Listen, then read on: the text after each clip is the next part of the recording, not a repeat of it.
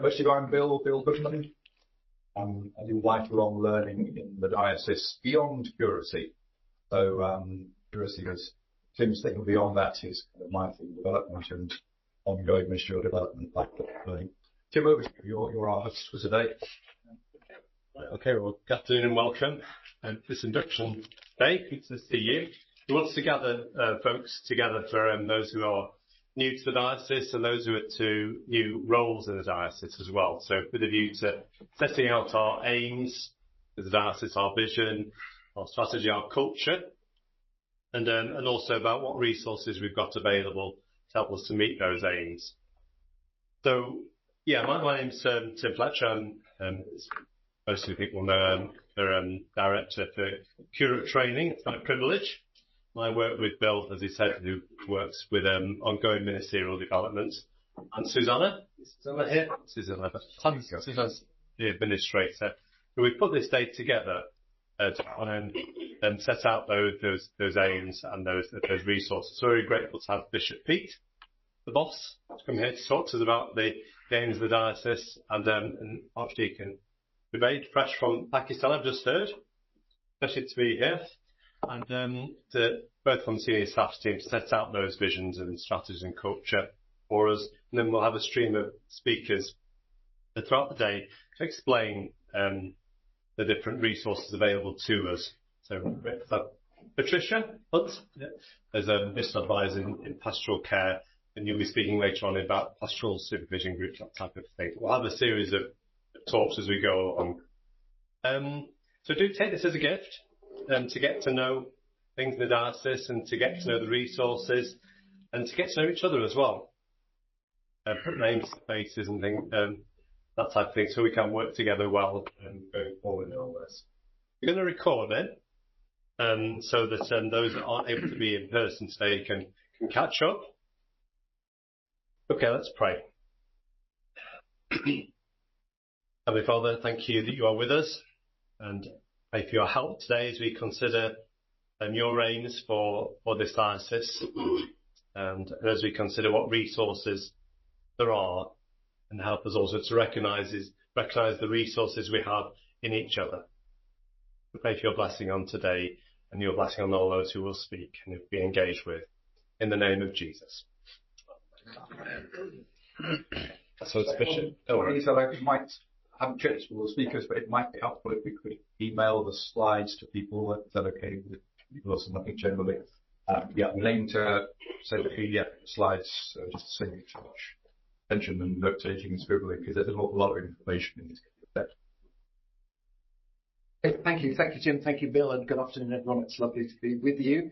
Archdeacon Javed and I are going to do a little bit of a double act, and we want to try and communicate something about the vision and strategy of the diocese, and this is our diocese vision statement. And I can usually say it with my eyes closed. The Diocese of Sheffield is called to grow a sustainable network of lively, diverse, and something Christ-like Christian communities, which are effective in seeking to transform our society, making disciples and seeking to transform our society and God's world.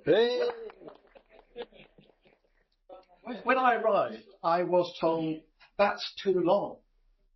So I thought I would test whether it's too long or not by memorising.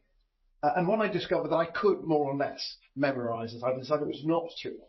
So we've stuck with it. It was coined as the Diocese Vision Statement in 2009. So we've been working to that vision for 15 years. And that still feels to me like a really good, comprehensive and simple statement God is calling us to do together. But when I arrived in 2017, I felt like there were four major challenges which were threatening our capacity to realise that vision. I coined the term the four-headed beast to convey the threat of these four things in combination. I forget who drew this four-headed beast, but Unfortunately, as a graphic, it's way too cute. It makes you want to stroke it. It doesn't really look very ferocious, but the A is there to remind us that not everywhere, but with some glorious exceptions, attendance patterns in our congregations across the diocese were mostly in decline. And the B is there to remind us that similarly budgets were mostly in deficit, and that was true for the Sheffield Diocesan Board of Finance, which is the charity which funds the life of the diocese, but also true locally in PCC is finding it increasingly difficult to make ends meet. And this is 2018 rooms. This is pre-pandemic, and this is pre-cost of living crisis. C, a reminder that church structures were often not an asset in mission, but a liability, and that church structures included buildings, but also some of the ecclesiastical canonical structures within which we have to work. If you were starting with a blank piece of paper, the Church of England, as we've inherited, is not what you would design as a vehicle for mission in the world today. And lastly, D, a reminder that we have become over-dependent on an older generation of members of our congregations. We love the senior members of our congregations, and we would be utterly lost without them. Without their volunteering, frankly, without their generous giving, but it is inappropriate for us to be so dependent on any narrow demographic, and really not helpful if it's the oldest demographic. So we set about devising a structure that would enable us to address this combined set of four challenges. And the challenges were compounded by the very significant decline that there had been in the number of stipendiary incumbents serving the Diocese of Sheffield. As recently as 1999, there were 155. I think the number peaked in about 1995, 94, 95, at about 164. But by the time I arrived in 2017, there were 103. But as we prepared our budget for 2019, we realised we could only afford 90. So we embarked on a strategy consultation. How do you address the four-headed beast if you have a significantly reduced cohort of stipendiary incumbents? If you drop from 155 in 1999 to 103 in 155 in 1999 to 103 in 2019. That's a 30% drop in 20 years. If you extrapolate that forward to 2029, you've got 75. So in the consultation, we tried to ask the diocese, if we only have 75 stipendiary incumbents, how would you deploy them in order to give stipendiary incumbents realistically doable priestly roles, which don't involve trying to do what 155 used to do. And so we came up with renewed, released, and rejuvenated. It was a really deliberate decision to start with renewed, which was a reminder that we will only see the realization of that great vision for the diocese if we're utterly dependent upon the grace and Spirit of God. Unless God pours out his Holy Spirit to make our labour fruitful, no other bit of the strategy is going to be meaningful for us at all. Released meant two things. It meant finding ways as far as possible to release us from those encumbrances which we've inherited from the past, from the the compliance burdens within which we often have to work, from the preoccupation with buildings that are unfit for purpose. But it also, more positively, meant releasing every baptized person into the fullness of their baptismal vocation, enabling every member of the people of God to play their part in the mission of God. And rejuvenated also meant two things. It meant re-engaging a younger generation, but it also meant planting and starting baby congregations, starting new things, infant things.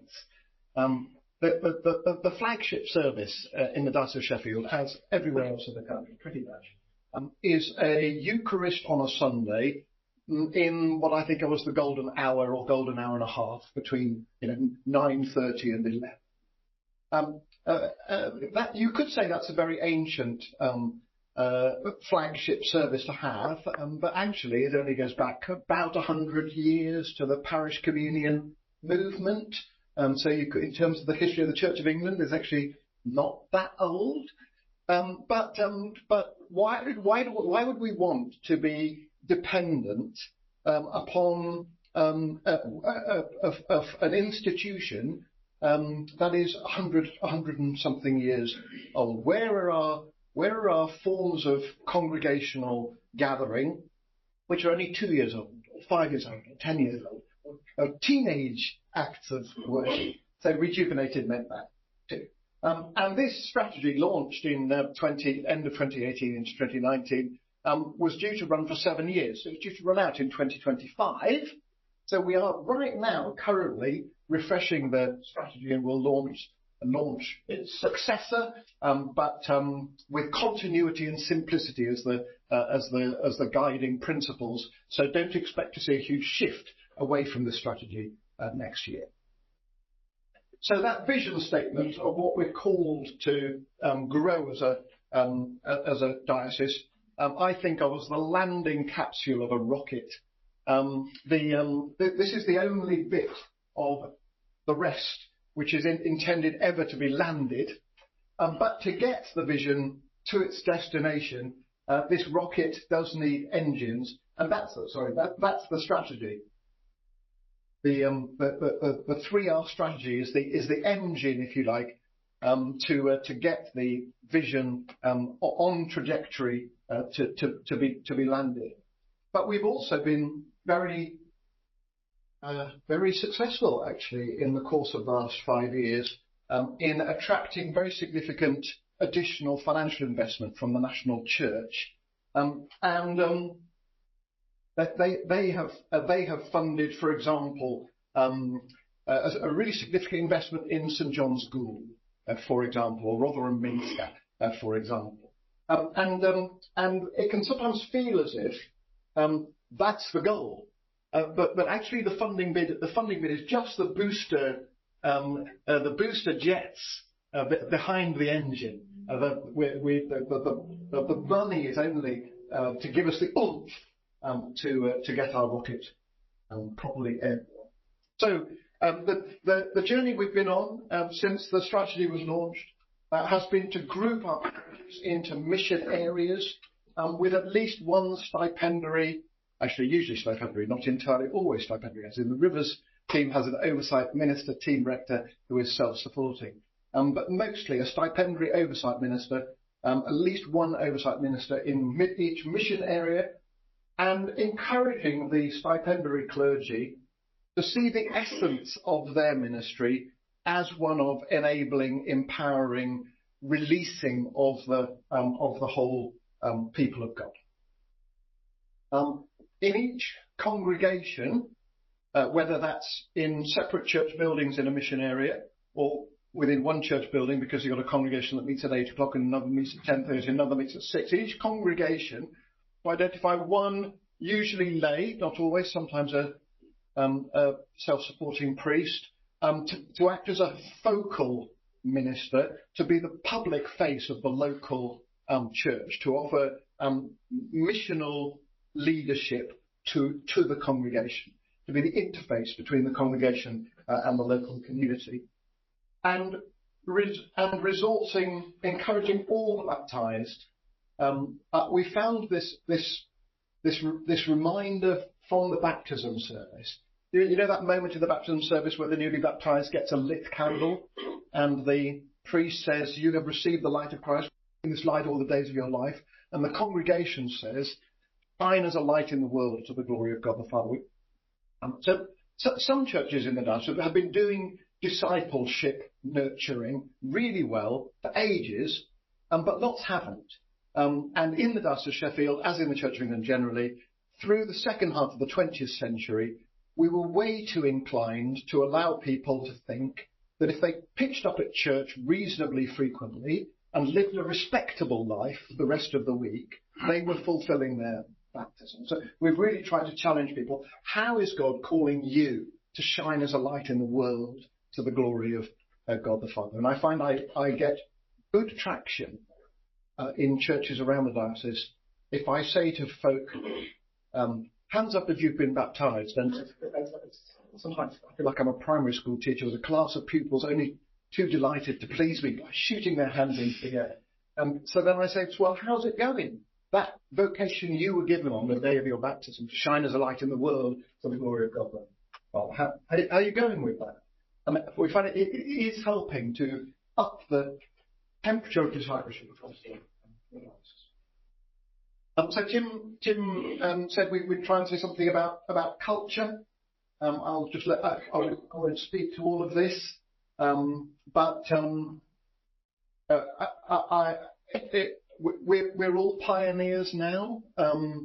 What the Church of England is going to look like in 10 years' time is uncertain, and therefore I do want to encourage you to be adventurous and to try stuff.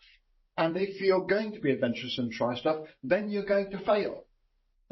It's one of Justin Welby's favourite phrases. If you cannot remember the last time you failed, you're probably not taking enough risks. And therefore we don't want a culture of blame. If you try something which doesn't work, I want to assure you that you will not feel blamed for it by anybody in the Bishop's senior staff team. You'll even be blamed if you, in retrospect, made a bad decision. So you can have a bad outcome when you've made a very good decision. Occasionally you might make a bad decision. If there's bad behaviour, well, you wouldn't get blamed exactly, but I hope we will call it out, and I hope you will call it out. I hope you'll call out my bad behaviour, but then we draw a line and we move on. That's the kind of culture that we're trying to create. Question? Yeah, please. Undefended was the third word there. Could you explain that? Yeah.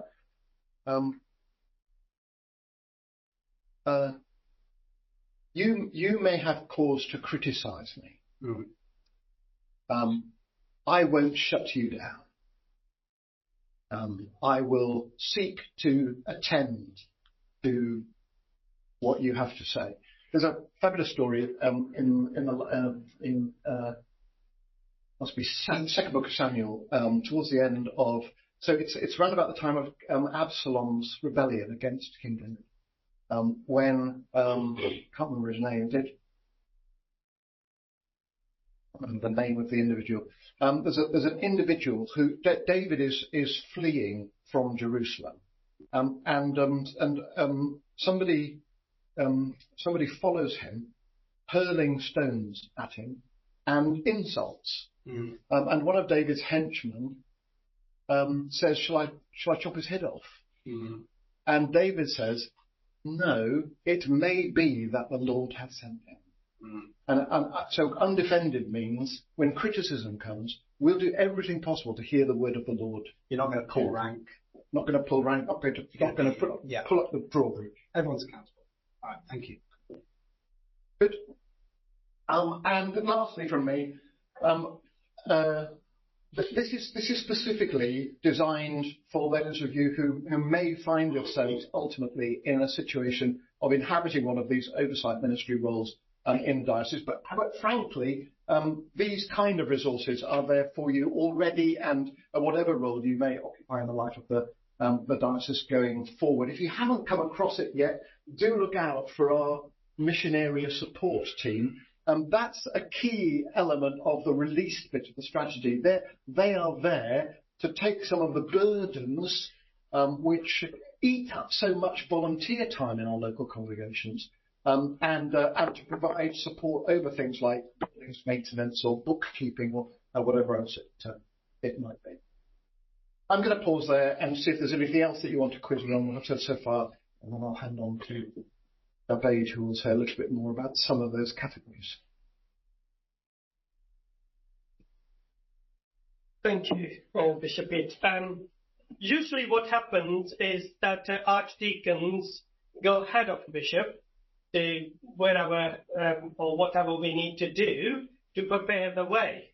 And even in church processions, you would see that bishop comes at the end. This is one place where bishop comes first. So now I will try to see how we develop on that. It's not that easy usually to develop things when Bishop Peter has spoken, but I'll try my best. So there we are. Oversight ministry, I think, is our flagship phrase, as it were, or the main lever of our strategy and our plan.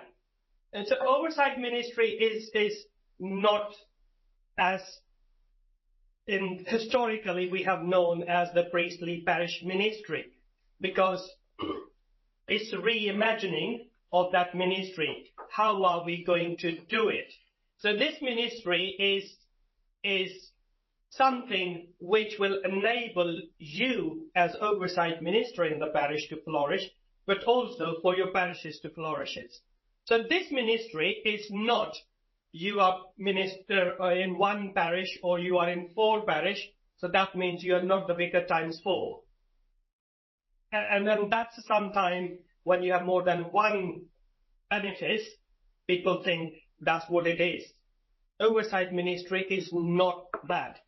We sometimes describe it as semi-episcopal. What that means as bishop, when you get the license, says, receive the cure of souls, which is yours and mine, and we work in the benefice on behalf of the parish. Similar ministry is being exercised by the oversight minister to enable, encourage, train, empower others to work with you. So this oversight ministry job description needs to be something which is manageable and helps you and your parishes thrive, not give you a lot more work to do. And if you are spending, usually we say more than 50 hours a week in your ministry, then we feel that you are doing too much and you really need to review your role description. So it is all about releasing yourself, releasing people and helping. So in terms of role description, once you are either applying for an oversight minister role or you are moving into or you have moved into, so then there will be discussion with you and the associate archdeacon and your PCC and any other leaders within your church to help you draft a role description. You have to agree, PCC has to agree that this is what you feel is doable oversight minister job. So it comes to me as archdeacon or to Malcolm, and then we sign it, and oversight minister, archdeacon, and the PCC sign it, and that signed copy is with you. That becomes your role description as an oversight minister, and at your MDR you can take it to your reviewer and you review it and see at that time if anything needs to amend, change, improve, or even just taken out, because that's not what has happened. So it's about empowering people. It's about releasing people. It's about encouraging. It's not about doing. It's about letting people do it. And that's not an easy role. We like to do things ourselves and be in control. it's in some ways it is relinquishing that control. And I think that's in some places, some of our clergy find it very difficult. So this is something we think we need to help people with. So oversight ministry, I have said what it is from the vicar or the minister's priest point of view, but actually there are other strands within this oversight ministry you will exercise. First of all, oversight ministry, it's the leadership in the mission area, whether that's one or more than one. It's not that you are going to be involved in every single thing. You realistically can't. You have to trust people. You have to build people. So that's what we think oversight ministry is or should look like. Within that, to support your ministry, if you have more than one parish, then of course each parish, although you are legally practically in charge, needs somebody who is recognizable leader of mission and worship and in the community. So that's focal ministry. We will come back to that later on. Bishop Peter said quite a lot already about Lights for Christ, which is releasing all God's baptized people. Social justice, I think we've just said if social justice will go into details a bit. But social justice actually is a heading for something larger, what we is known as Board of Faith and Justice. So here we are. So oversight ministry, that's the kind of four main roles, as I have already said. It's in charge, it's incumbent. In some ways, within the parish, you exercise that leadership, and in some ways, buck stops with you in many places, as priest in charge or as a vicar or a rector. But that's the technical term. But we expecting everybody to be employed or go on, move on to oversight ministerial description. And again, it's not doing things, it's releasing people. And creating teams, because we can't do everything by ourselves. But if there is a team with us, then we are doing well. And if that team is more diverse, even better. So it's about creating that network around you in your parishes, which will sustain the work and which does not depend only on you.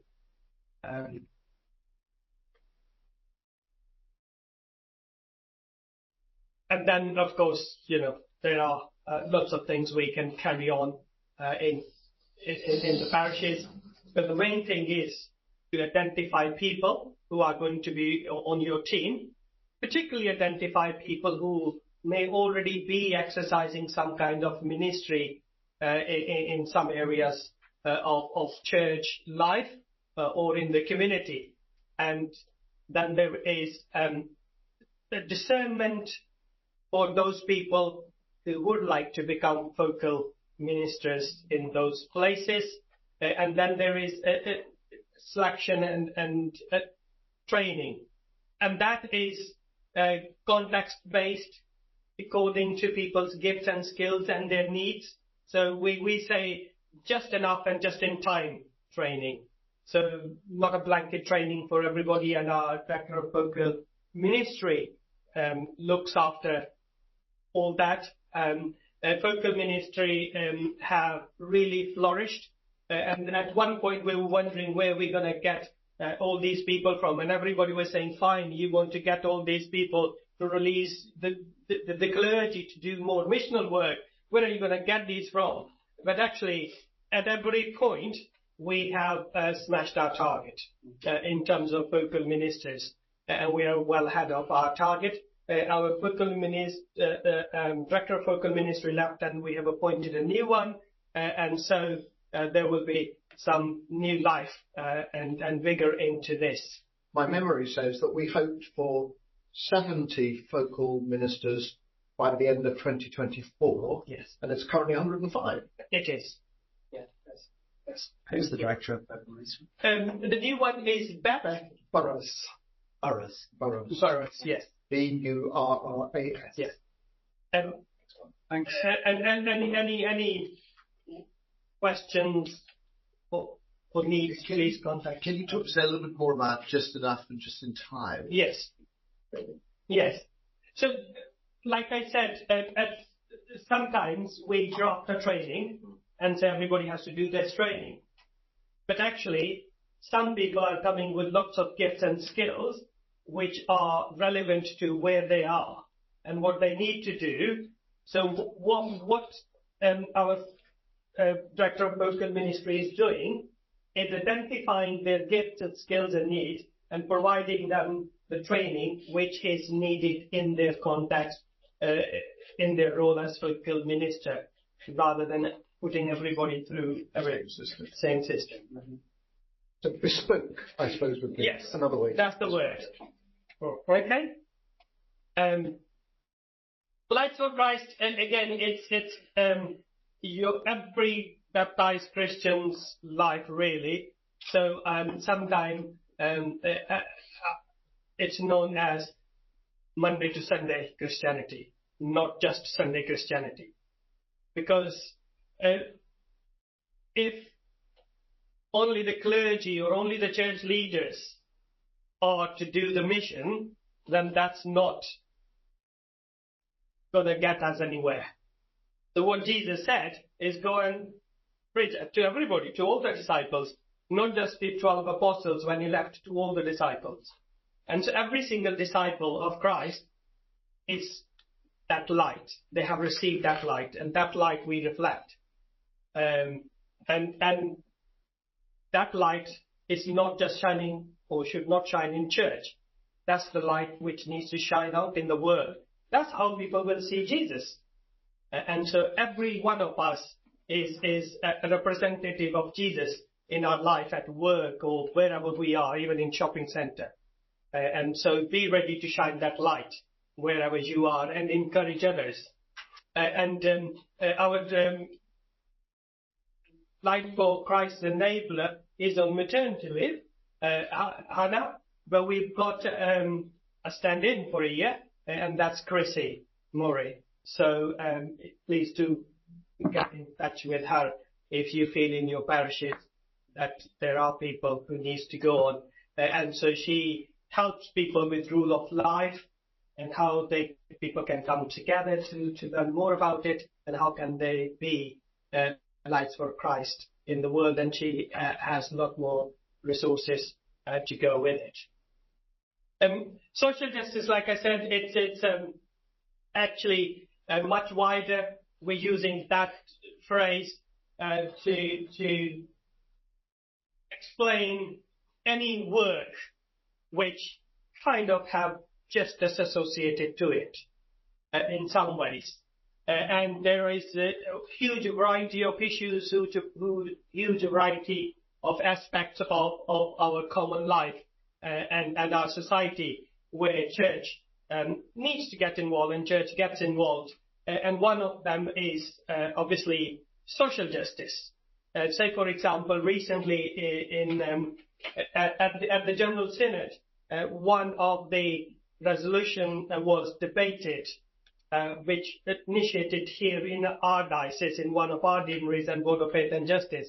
And then the wider Church of England amended it, and there was a lot of interest about it, and that was about food banks and the need, and the government's need to help and be proactive about those things. So some of that work about social justice, how we're going to help the deprived and the needy communities and the people around us. Racial justice, again, it's a long-standing issue in our society and here in the church in particular. We've been trying to do it without resources in some ways. But thankfully, once that there is more willingness to work with this issue. And secondly, National Church has released some funding. So we have applied successfully for a funding. So we now have a racial justice officer in post who's sitting somewhere just up there. Recently we interviewed for admin and the researcher for social justice. So we're hoping that this new booster will help us propel in this particular area. Although having said that, Bishop Pitt, I think when I arrived, there were only 4 diverse heritage people in the diocese, in clergy. One of them was sitting up there, me, David, De Silva, and I think Dan Christian. And now we have people like John and Peter and others. So now it's increasing. So we're grateful to the National Church, and we hope that this will now really excel us. And meanwhile, the wind of the Spirit is doing an extraordinary thing, because when I arrived in the diocese, there was not one congregation which could be described as a black majority congregation, and there now is at St John Park, and I think this is the unintended consequence of Brexit. So whereas our universities and healthcare institutions used to be populated by care workers from parts of Europe, they now can't be bothered with the paperwork that is involved. People who can be bothered with the paperwork are coming from West Africa and South India, and many of them are Christian believers and are populating our congregations, including significantly at each cathedral. It's become a much more diverse place in the past 2 or 3 years. Rivers Team would be another really good example. We started with the congregation at St James's, Doncaster, and so the work is growing. So that's brilliant. Climate justice, again, it's an emergency. We all know. Church of England has Senate agreed to go net zero by 2030, and so we're trying to do our own part. So we have Kathy Rhodes who helps us with that, but also we now have David Castle, who is the enabler and facilitator and works with people. Our buildings officers also help us with that. So there are a number of resources we're putting through this. And David now, as an observer, also sits on Diocesan Advisory Committee. So we're trying to connect out to do our part, although there is a long way to go. Sorry, that name again, David?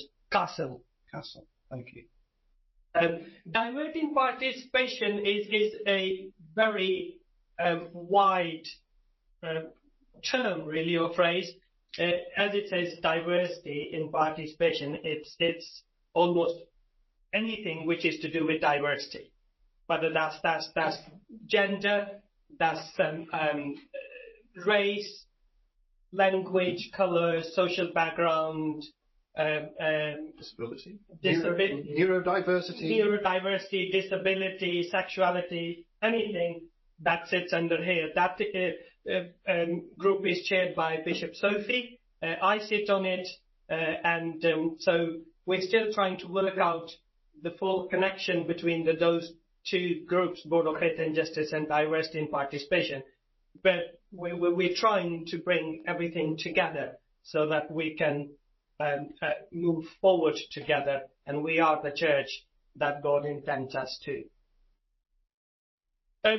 These few slides are very quick slides. Basically, this is the map of the diocese, and I remarked to Bishop Pete once that actually if you put this map onto the Oxford map, so it's almost identical. So it's no surprise I ended up in Sheffield Diocese.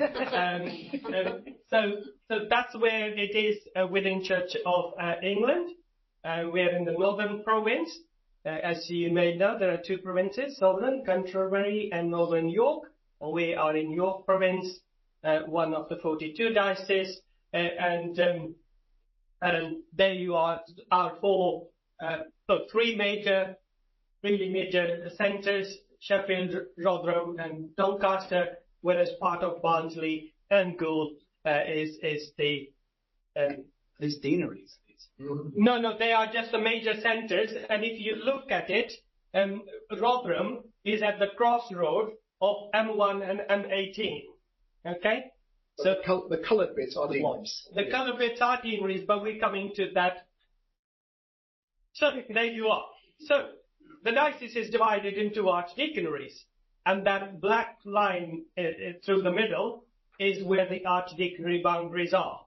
So if you look at it, that purple bit that at the end is one end of Doncaster Archdeaconry, and beyond Goole on the other, that's another. So I get the longest and the biggest area, and Malcolm, Archdeacon Malcolm in Sheffield and Rotherham has quite concentrated population within Sheffield and Rotherham. So here are the 12 deaneries, 6 in each archdeaconry. For you, when you get the slides, you can see those. And then we've been talking about mission area a lot, or oversight ministers. So each mission area will have at least one oversight minister. It could be only one church. It could be 2, 3, 4 churches. The highest number in one mission area we have is 7. I think that's W2. Barnborough and Billum and Adway Group. So for one oversight minister. And again, that depends on the local context. So Bishop Peak very often says we would like to hear the local wisdom, and we adhere to local wisdom. So it's working with the local congregation, local leadership to see what we need to enable for them to become that mission area. That might be structural changes, or that might just be informal agreement that we are a mission area. Some mission areas actually thinking about cross-deanery boundaries or even archdeaconry boundaries. So that's something which we continue to learn.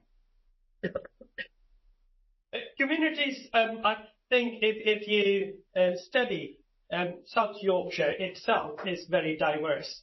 From Sheffield, where there is business, there is money, there is academia and all that, all the way if you come into Doncaster Archdeaconry, ex-mining, rural, deprived communities.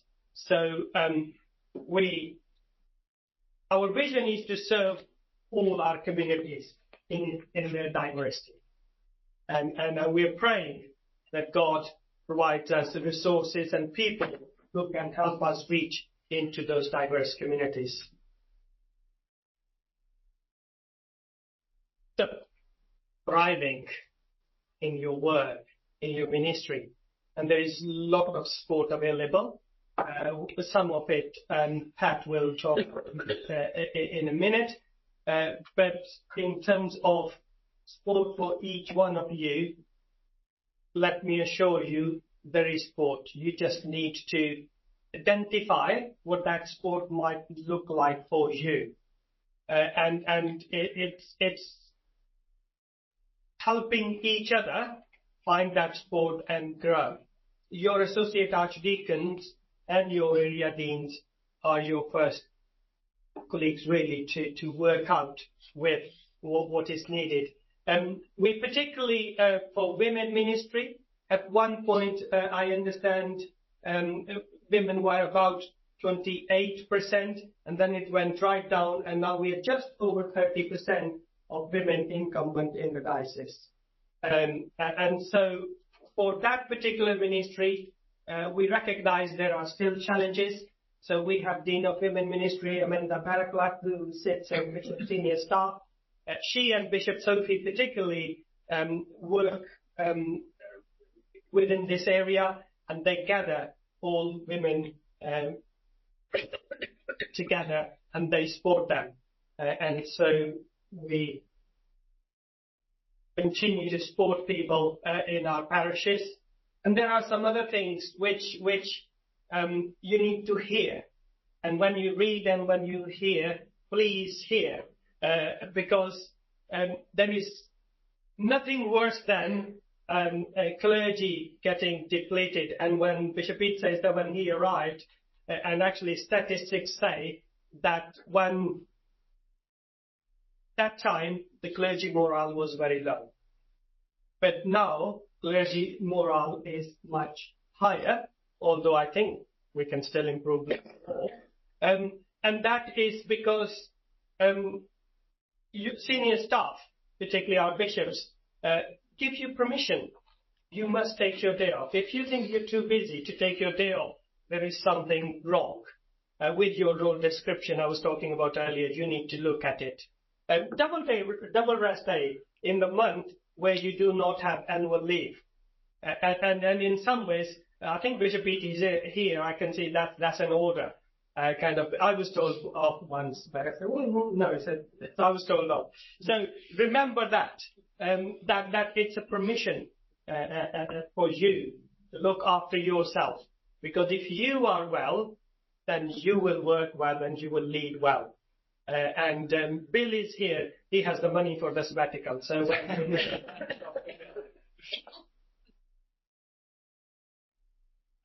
some of it, like I said, I have already mentioned, and Pam will talk to you about pastoral supervision and the Church of England Ministry of Counselling and so on. I just we've changed our policies, created policies, family-friendly policies. We have maternity leave policy now, which we in the past didn't. So with our HR now, we're really trying to improve on our policies and on our procedures.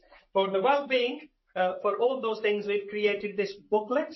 So if you have not received this booklet, please do. And this is not just for you, this is for your household. So each household, if there are two members, then they should have two.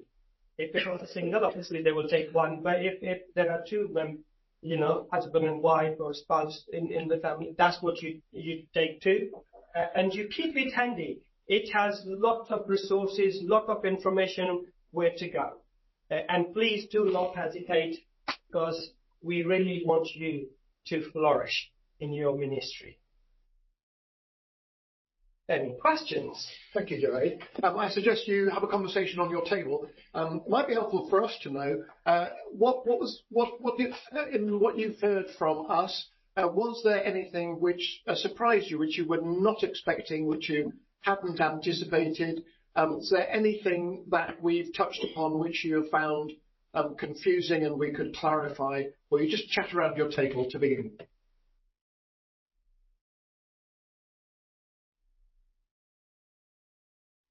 Okay, well, we can start because we've got to keep a fairly tight schedule this afternoon with different speakers.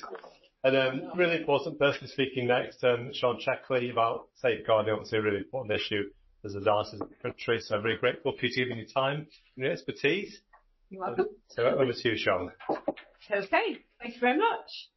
So, as you can see, I'm Sean Checkley. I'm safeguarding advisor for Diocese. So, I'd like you to just have a little think briefly. Look at this scene. Think in your head. Or you can chat, but not too much because we've only got 15 minutes. So you can have a bit of a, where is this place? When? What time of day is it? How would you describe the building? Who can you see? What's happening? And is the place safe? Have a quick think. 30 seconds. So this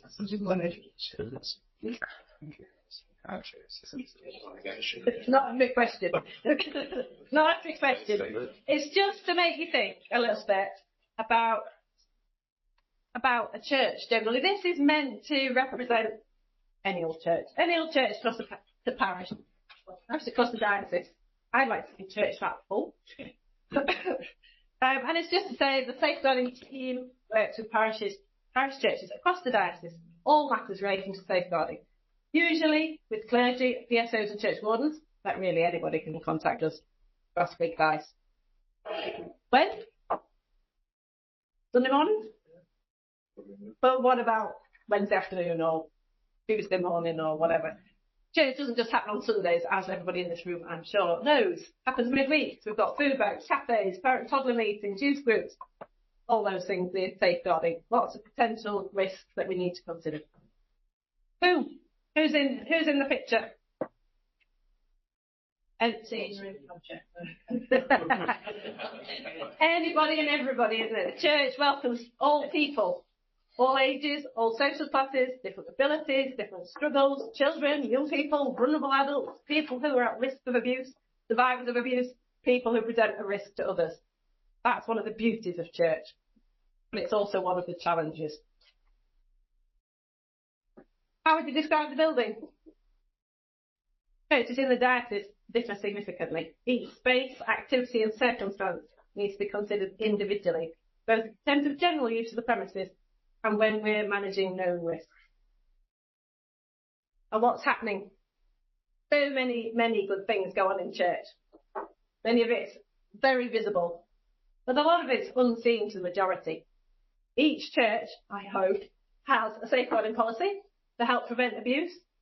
I've got people who have been safely recruited into the roles of positions of trust. I've got people who've undertaken their safeguarding training. And if the safeguarding team are aware of somebody who presents a risk in that congregation, we will have worked with that church to assess the risk and develop a safety plan to help mitigate the risk.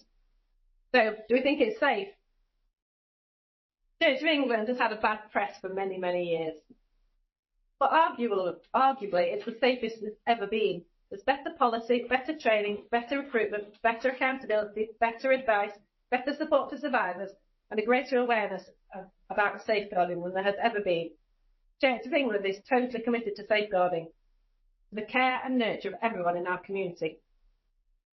And to that end seeks to promote a safer culture and environment, safely recruit and support all those with responsibility relating to children, young people and vulnerable adults, respond promptly to safeguarding concerns, care both for victims and survivors and for those who are subject of concerns or allegations and other people who are affected by all those processes, and respond to those who may pose a risk to others currently. We're not there yet. There's still learning to do, but we are constantly moving to try and be a better, safer place. So, what does the safeguarding team themselves do? Do lots of things. We provide advice. That could be to DSOs, incumbents, church wardens, other people, anybody really, who rings us up about situations within the church or the community where they've got concerns about the welfare of other people. It could be about how they manage activities within their church. What happens when that young person in that group suddenly becomes an adult or 15 or 18? What do we do? Those sorts of questions. We work in partnership with local churches, police, social care, probation, LADOs, to identify and manage risk within churches. Some of what we do is case management. That's about assessing and managing risk, putting safety plans in place. That could be risk assessing somebody who's got a blemish on their DBS check. It could be the management of ex-offenders who want to worship through the provision of safeguarding agreements that we're reviewing and monitoring. I'm sorry, I didn't understand. Did you say LADOs? LADOs, yes. So a LADO is a local authority designated officer. So it's for people who are in the local authority who are concerned about any adults working with children who may present a risk. Okay, thanks very much. No problem. We all use acronyms, don't we? That we don't. So thank you for asking. And the other management casework bits are around the management of positions for people where there are those kind of people that we've just talked about, people where there are allegations made against people that are in positions of trust within our churches. We offer support to survivors, to respondents, the PSOs, church wardens, clergy, anybody who's involved in anything of a safeguarding nature. So is parish safeguarding officer, is it? Yes. Yeah. Good. Thank you. I would hope everybody in this room knows what a PSO is. Well, they might honour the acronym. I would hope so. A lot of I would say probably made. We provide safeguarding training throughout the diocese. We try and continue to learn from feedback, from audits, from reviews. And we are involved in strategic development and engagement with projects that are led by other people, generally in the national safeguarding team, but other people as well. Who's who? I like to think of the safeguarding team as it's a bit like you throw a stone in the water and there's those ripples that come out. So within the diocese, Bishop P is ultimately responsible for safeguarding. And Bishop Sophie takes over that responsibility in his absence when he goes on sabbatical, and he gives it to her. Bishop P has appointed the Archdeacon for Sheffield and Rotherham, who's currently Malcolm Chamberlain, as the safeguarding lead in the Bishop's senior staff team. And then within the core team here, based here at Church House with me, and I work full-time, Mondays to Thursdays.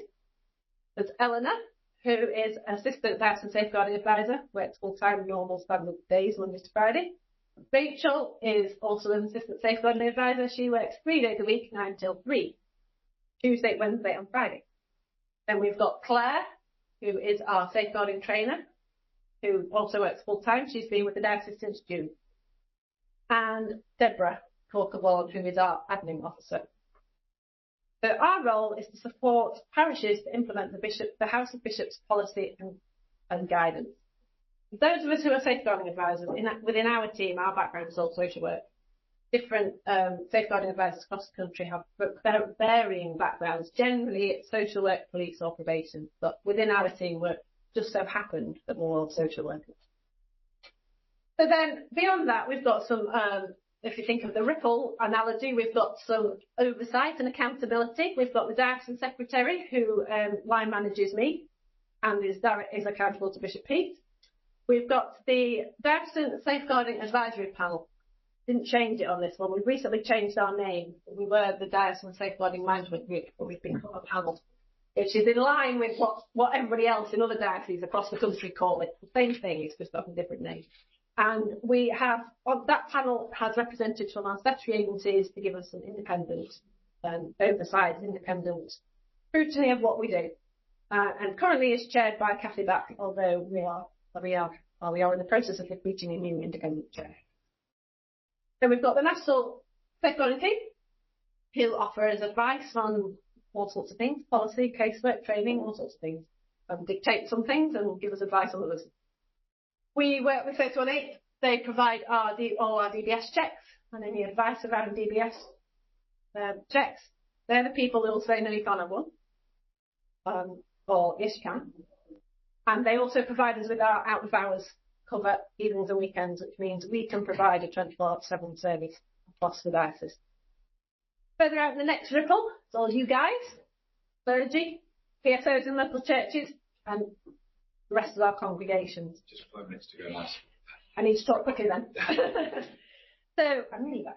There are clear lines of accountability and within the structures. However, we are all accountable to the individuals we meet, such as the survivor who raises a concern, the parent who entrusts their child to care of a Sunday school teacher, or a vulnerable adult confiding with a vicar, or any other number of people. The cathedral is also an independent legal entity.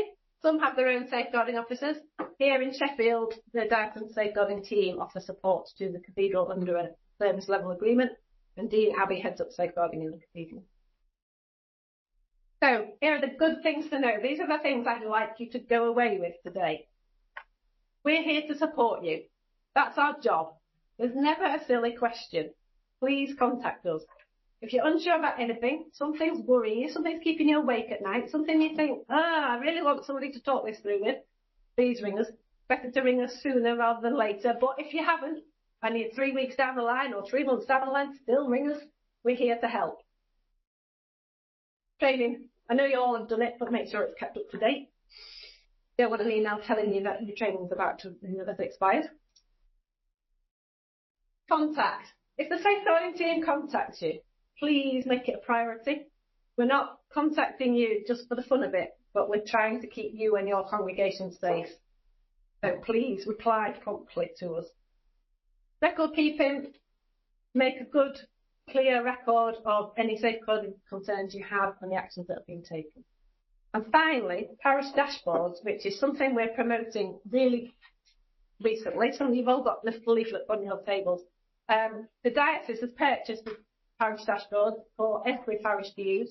We've been rolling them out over a number of months, but we're now making them mandatory. And Claire's offering some training and support. So if your parish is not yet using the dashboard, please make that a priority.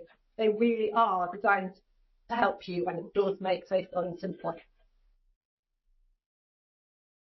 Thank you. Anybody got the questions? I think it's for about 2 minutes.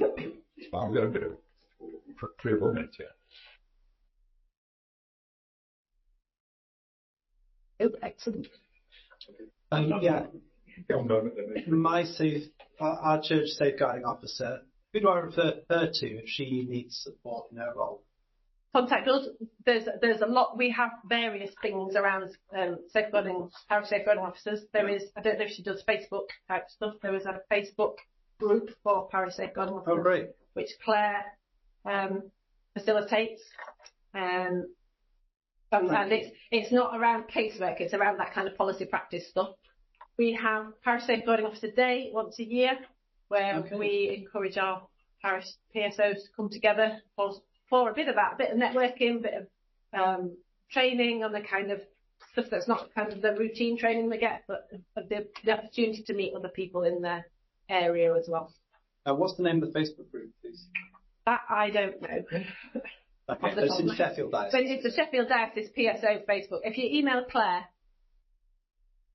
He's glad doing the basic foundations trainers in parishes. So they've got a number of people who don't want to do. If you've got a number of people, if you can gather a group, then yes, she will.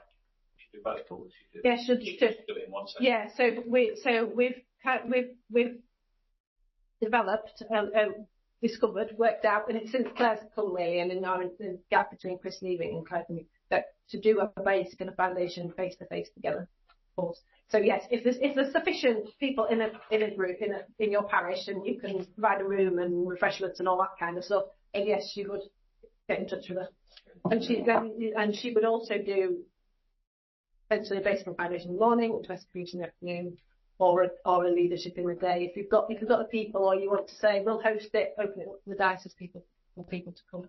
It's all their fault. So the leadership on it, that's normally up there. Might be spoken to, but the leadership, there's a lot of people who have to do the leadership, and Claire generally runs them either here face to face or on Zoom. But again, you know, if there's people saying I've got a group of 10 people who can come, then you can. Hopefully. oh, sorry, this isn't an app. Yes. This will work. What's the app called? Parish Safeguarding Dashboard. Yes. Do you have any advice for clergy as to how they communicate about safeguarding? So, Because just to make my question a bit more specific, I've tried very hard to explain to the congregation why it's so important, why we uphold safeguarding, that no one's being accused of anything untoward, and trying to make them feel like it's an overcomable threshold, to get the training and stuff. And still, we've had a bit of pushback. I think it's a bit of that drip. Keep doing. Little and often. Little and often. There's also Safeguarding Sunday, which is towards the end of November, and 31.8. I've got a load of resources on there. Some of that might help you in some of that. Right. But yes, it's a bit of a constant battle. Great. I think we need to also, but now you know you've got the name of the face, you know who Sian is, and the team are, so don't stop communication. Do come back to them with more. And everything you need is on that website. Hopefully. If not, give us a ring. There's the turn the newsletter as well. You can, yeah. Yes, we do it. It's kind of quarterly. If you go on the website, you can sign up to get the Safeguarding newsletter, which contains all the useful information. Great. Thank you, Sian, for being with us. Much appreciated. Just to say, I've given you all one of these cards. It's still got Chris's name in. The contact details are correct, but you just need to change it to Claire's name on the screen.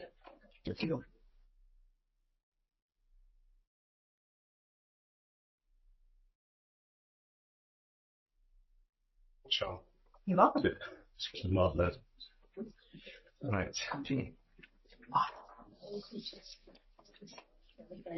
Right, I'd like to welcome Mark Wigglesworth now to join us.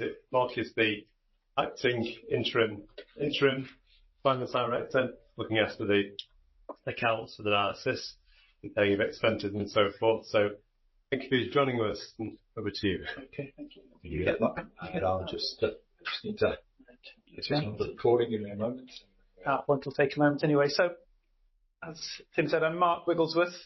I am interim head of finance, but I've 30 odd years in the diocese. I was a curate in Rotherham and Goole. I was vicar of Asken in Doncaster for a number of years, where I was also area dean. I then became head of mission and ministry and pioneer ministry, and did that for a few years. Then I became part of the mission ministry support team, and then I was seconded to finance to help with modelling. And then the finance team unfortunately sort of collapsed a little bit as various people left, and I've been left holding the baby. And so first thing to say is, if you've had problems getting grants like first appointment grants, resettlement grants and so on, that's partly because of stress we've been under, but not because we don't want to pay them to you. So if there are any queries, just continue to get in contact. You will see an email on the screen, but basically finance@sheffield.anglican.org is the quickest way to get in, or if necessary, phone up. The good news is that the team is now rebuilding. So Asha, who you may have seen in emails, is one of our finance assistants, and she's going to be joined next week by Maria. And then we've also got Taraka, who is a sort of data analyst who helps pull the accounts together for us. He's an accountant. And hopefully we will be shortly announcing the new FD, who we hope is going to start in November. So that announcement is coming soon, and then I can start to breathe. So what does finance team do? Well, it does look after payments. It looks after payments to clergy indirectly. What happens for clergy pay is the church commissioners look after the payments, clergy payroll, and they also deal with pensions, but they then send us a bill and a breakdown of all the payments that we then have to pay back to them, and we pay them, as you see in a moment, out of common fund and other diocesan funds. So that's how you actually get paid. If there are queries, you should normally go straight to them, and as I understand it, they've now got fancy systems you can log into and get help. If you get massive problems, then do get in touch, but it's changed so much since I was a vicar that I don't necessarily know how it all works, but we can get in touch with people. So we look after those sorts of payments. They also look after paying all the staff here at Church House, and they look after their pensions. We pay lots of invoices. An important thing for you to be aware of is we do pay some grants out to parishes, and we get some money from National Church. So at the moment we've got a small buildings maintenance grant. We've got a quick wins net zero grant. We're using the first tranche of that to offer churches some free LED light bulbs, which sounds like not very much, but it's a way of spreading not much money a long way and hopefully helping people on the steps to net zero. We also have a diocesan grants committee that meets 3 times a year that can give grants up to about £5,000. And I think lots of people imagine that we've got loads and loads of money sitting there to give away. We have about £100,000 a year to give from that grants committee. So there isn't loads, but there is money there. Just whilst we're also thinking about grants, there are some other places where, should you personally get into difficulty, there's a charity called the West Riding Charity, which is looked after by the Archdeacons or Elizabeth Lunt. Elizabeth Lunt, who's the executive assistant. If you can't then if you suddenly have a financial emergency or crisis, that's the best way to get help, and they're able to give some grants. I don't know details other than I see we've sent out 10 grants of this much during the year. So that's a bit of helpful information about those grants. That's it on the grants. What else do we do? We get lots of money from the church commissioners at the moment, so it might be helpful if I bring up this. My name, Mark Woodsworth. So I hope that you've all seen a copy of this, which can I ask you to send those around. This is what we call our infographic that supports the common fund process. So common fund is the way parishes contribute into the central pot to cover some of the costs of paying your stipends, my salary, and that's all those other bits and pieces that go out. And this infographic just illustrates some of them, and I thought it would be helpful to talk through 1 or 2 of the bits and pieces that are on it.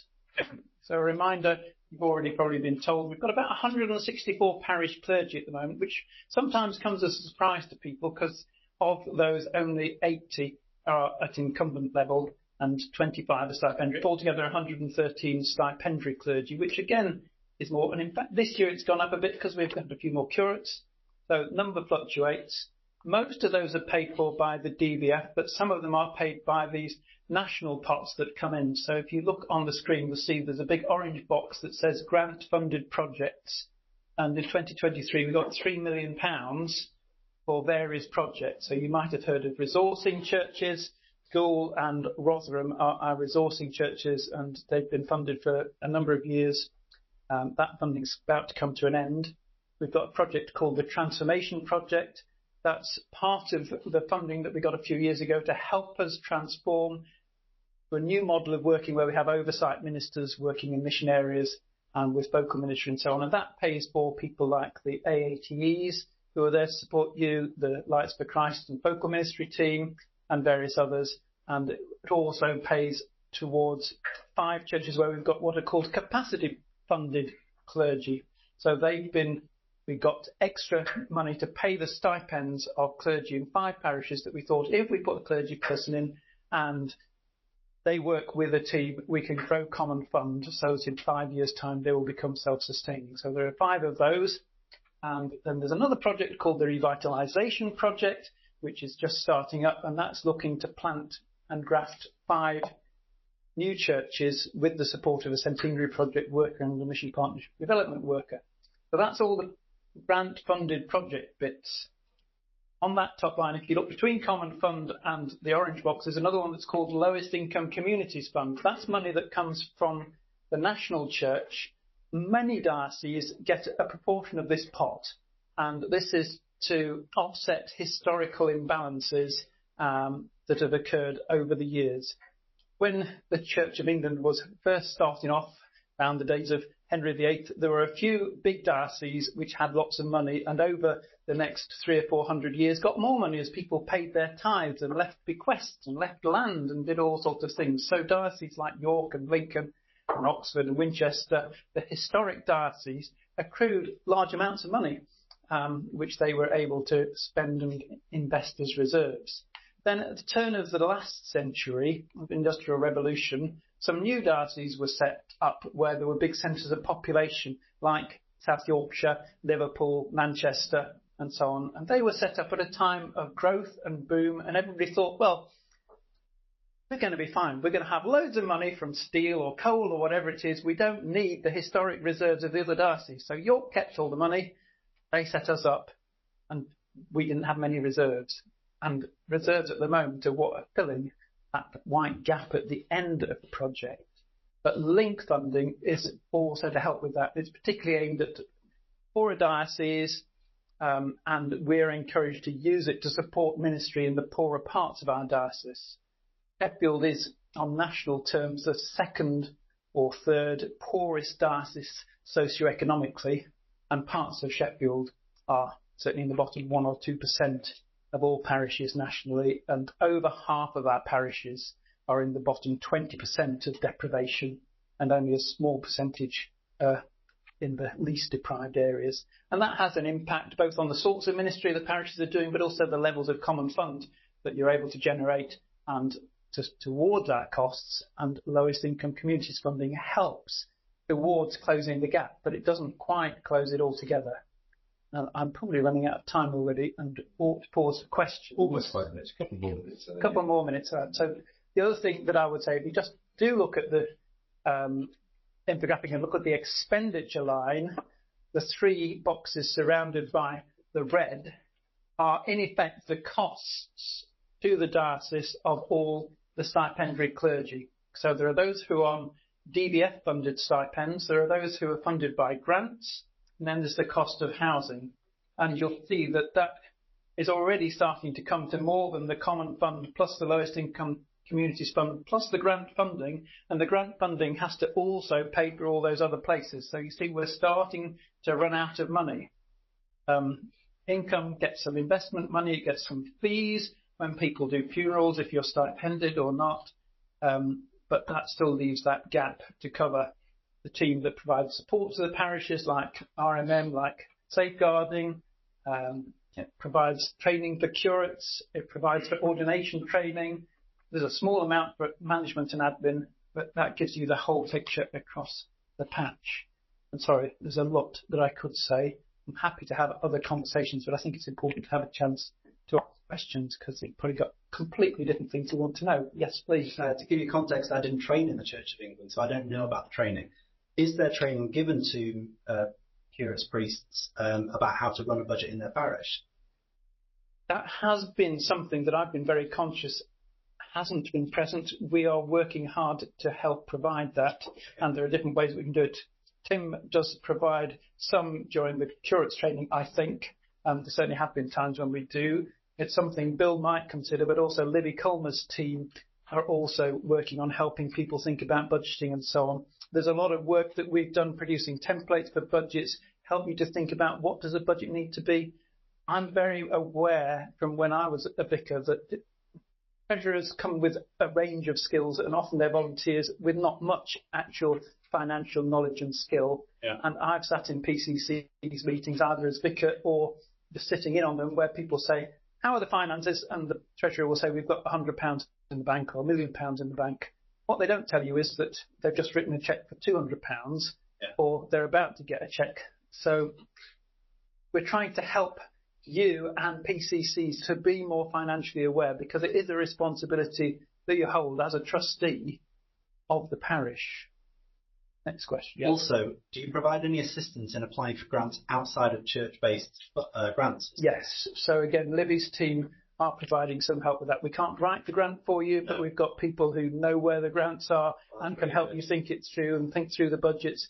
And they've been more than willing to have a conversation about thinking about your situation, the steps to go through to get you there. There is also help from organisations, and I can't remember the name, there's something like Yorkshire Communities Foundation, there's SciFab in Sheffield. There are other secular groups who can also provide some of that help, but Libby Culmer's team is a great place to provide that. Surname, please? CULMER. That's mission area support, isn't it? Yes. Missionary support Thank team. you very much. MAST is the acronym. Well, I can't remember what her email is because she's also called Church Operations and Building Support. Okay. Thanks for heads up. Computers. It's great. Yeah. £1 million. Oh, thinking about budgets. That's quite big. It is. How sustainable is it? How long will the reserves last? That's a question we keep asking ourselves, and it depends how the stock market does and other things. We think 2 or 3 more years. So obviously we're working in all sorts of ways to try and reduce that. I'm currently spending most of my time, hence my rushing in and out, working on the budget for next year. We're trying to keep that budget within what we can. But there are conversations that Bishop Pete and Katie Bell, our Diocese Secretary, are having nationally, and I'm sort of involved in, about rebalancing the situation. So Oxford Diocese has £100 million in reserves. We don't. Their income, because their social demographics is completely different from ours, the amount they need from the parishes proportionally is probably different. So there's a big rebalancing conversation. Most of the northern dioceses like Manchester, Liverpool, Blackburn, Durham, Birmingham, ourselves, Leeds, are all running deficits at the moment. So there are conversations about filling that blue gap and making that bit bigger, which will help with sustainability. The other big bid that's going in at the moment, you've probably heard of triennium funding, so we're putting a massive bid in for the next 7 years, which will also hopefully help with a bit of that, but also help us to use some of that money to pay for some of the clergy we can't afford to pay for in the other bit. But it is something that we're very conscious of. It started around the time of COVID. One of the issues was there was a massive drop in common fund at that time. Common fund is picking up. It hasn't picked up as quickly in this diocese as others. So one of the messages I would like you to just take away and be aware of is that common fund is an important part of closing that gap and helping us to be sustainable in the future. Do one more and then we'll One more question.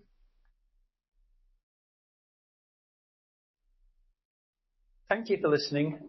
do get in touch. I know I spoke very fast about lots of stuff, and half of you will have glazed over because you've heard the word number or seen a spreadsheet or something. Some of us wake up at that point and fall asleep with others. Thank you. Yeah, thanks.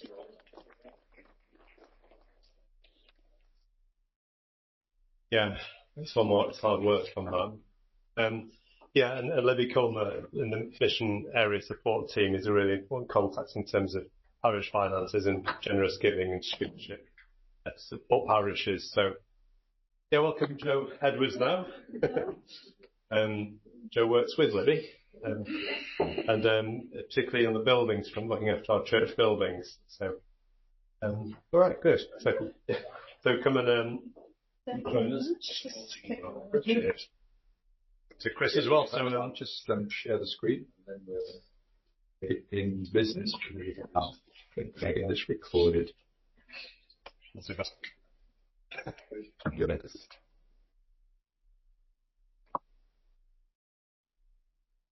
Like that should get you moving.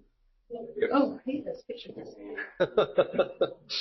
Great. Hello, my name's Jo. I'm one of the church buildings officers, and I've got my colleague Chris here in place of Danny McGee. So, so this is the team. There was 4 of us. Georgina's recently left, so there's now me, Josh, and Chris are the building support team. These are our vague areas of expertise. So we have field archaeologists. I do a lot of faculty help. And Josh are drone pilots. Chris does a lot of heritage tourism and things like that. So there's quite a broad base amongst the team of expertise. So we roughly look after some patches, but depending on what the need is, we cross borders as well. So what do we do? I'm not going to read it all because I'm guessing you can all read. All sorts. So whatever you need, the chances are one of us will be able to help. If we don't know, we'll get someone. It does help. Things like the faculty applications, this day and this be, every day, and get questions about those.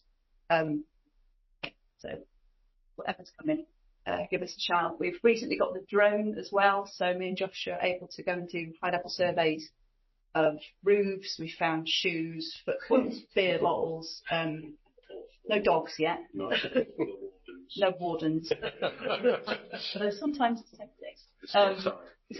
Yeah, but that is a really good resource. So, high-level surveys. It saves the money for scaffolding, so you don't have to spend £1,500 getting a scaffold tower to go, oh, you've got a football in the gutter. We can just minutes. And it's got thermal cameras. And it's got thermal imaging as well. So we're looking at doing more over the winter. Heat stuff, heat loss surveys and things. So particularly looking at net zero stuff.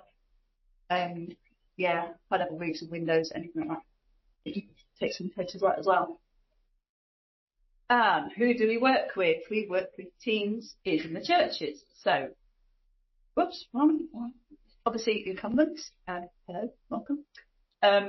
Church wardens, anyone that's working in there. So it's not just the wardens, just the incumbents we can talk to. If you've got committees, we can come along to that. We can come to PCC meetings if you've got particular questions. We can do site visits, or if you want to get away for a day, you can come here and chat. So we can meet where you need us to, really. Who else we work with? Other teams in the diocese. So a lot of those we have direct links with. So we're in the same team with the generosity and givings team. We come with the mission area support team. DAC, we attend the DAC, but we are not of the DAC. So, so we attend meetings. So it's useful if you've got a faculty that you're putting in. If one of us has been out and chatted to you, we know what's going on. If there's questions in the DAC meeting, we can answer them or put points forward or anything like that. And it can help speed things along. Footing both camps, isn't it? Which really helps. Yeah. A bit of a bridge between. Yeah. So we don't have a vote or anything like that as part of the DAC. But that'd be really useful. Us being there if we know what you're planning. All the rest of them, yeah. So if you've got questions about stuff, if you're not sure, basically ask us and we'll find out who you need to speak to. We also speak to teams outside of the diocese. You can use all that. We can attend the site with your architect, with your QI. We have been doing, we know that QI reports can take a while to come out, sometimes like months or in some cases years. But people may not know QI, some of the number security, may not like do you know what QI is? Do you know what QI? Everyone, yeah, so it's your 5-yearly check of your church. So an architect needs to do that. So quinquennial inspection. So we can be there. We've been it a few times where we go at the end of the session, have a walk around with the architect, and because you get your section that's saying these need to be done urgently in the next 6 weeks or the next 12 months or whatever. So we can have a walk around and understand where they're coming from, what needs doing, and then we can help bring that to you and work through permissions if it's list A, B, stuff like that. We've got recent links with people like South Yorkshire Fire and Rescue. We're working on links with the South Yorkshire Police as well. They join us for conferences and things like that, insurance. And Cherubim, which I don't know if any of your churches, some might have, they're a local tech startup group that are doing a project looking at monitoring temperature and humidity in churches and then how the fabric of the building reacts to that. So it's a long study. We're working with them, hopefully to do that nationally as well. And Chris is going to tell you about some workshops been done. Yeah, so we try and be out and about as much as possible, don't we, Joe, really? So, we do try to be visible where you can, sort of see us and get to us. So just this week, on Saturday, we'll be at the Development Day. And then next week, we have our Mission Area Support Team Conference. So we've had 2 of those this year. So, we do get out and about, where you can get to us, ask questions, and there's training on all sorts of topics. We very much, you can talk to the whole team as well, and often the buildings work does, go hand in hand with grants and such like, so, you're able to talk to, everybody in one go, which is always very useful. But in terms of training, back to the faculty stuff, we're very much doing that constantly, really, aren't we? So that can be one-to-one as well. We can come out to see you. You could come to Church House. Statements of need and significance for faculty applications. We do a lot of work on that, just guidance, etc., and walking people through those documents. And then really as well, I mean, some of that is the bread and butter stuff, but we do try and expand on a few bits and pieces as well. And this year we've been doing quite a lot of work on heritage tourism. So we've had a campaign that started called Church Explorers Week, which was in May. 24 churches take part, and hopefully that will run again next year. Heritage Open Days, obviously, a couple of weeks ago, and got around a few of those, and there was lots happening. So that's something that we're looking to expand and work on and encourage. So yeah, do talk to us about those things. But even though sometimes we have suggestions of things you might want to talk to us about, often I think there are things that crop up, that we would never expect, and that's I think. It's good to say fine at all. These curveballs, we're quite used to the curveballs. Oh, yes. Yeah. So basically, points to note, if you need help, give us a shout. If it's an emergency, please contact us because we can help with getting stuff through. If you need interim orders, suddenly there's water pouring in the roof, you need electrics, let us know and we can sort it out with the registrar and things. If you aren't sure about something, ask us. And here's a little motto: if you don't know, ask a CBO. Obviously not medical questions, but building stuff. Hello. Hi. It says church buildings, but does that cover parish buildings like church halls? Still ask us about it because a lot of them are, if they're in the curtilage of the church, they come under things like faculty jurisdiction as well. And if we're not sure, we'll check with registry and deeds and things like that. So usually yes. Yeah. And yeah, so that's our team email address. So it's cbo@sheffield.anglican.org. That comes to all of us, and then whoever's best place to sort you out with help, we can do that. Any questions? Impressive, exactly 10 minutes. Not many of our guests managed that, especially with 2 of you. So we've got 5 minutes to, you should back. silence and was worried or pleased. Hello. I think one of the problems that we have at church is finding contractors to do work. Yeah. Are you able to help with that? We have a list of contractors that have worked at other churches in the diocese. We can't recommend, because if something went wrong, we don't want to get sued. So we have a list of contractors that are known. Also, architects are a good place to start. So your QI, inspecting architect, they should have links to good contractors as well. And it depends what needs doing. If it's heritage stonework on a building that's 1100 years old, you need a conservation specialist. If it's cleaning the gutters, someone with insurance, roofing company can do that as long as they're covered with their own insurance. So again, if you're not sure, give us a shout and we can put you in the right direction. Okay. I think it's like zero topics champion. Buildings are not really designed to be warm and efficient, are they? Yeah. Also, how Probably answer that a little bit. I would say first port of call is the Arosha student. So, it is one that is easy to engage with. I think we're a bronze award here. We're bronze award here? Yeah. At Church House. So, by doing various small actions, you can get recognised and get an award, but it's very user friendly. It's very good with engaging with, and I would say that's your starting point to think about your eco work. Absolutely, it's very good. We have people. In fact, we have somebody you could talk to who is a warden up at, is it Broomhill?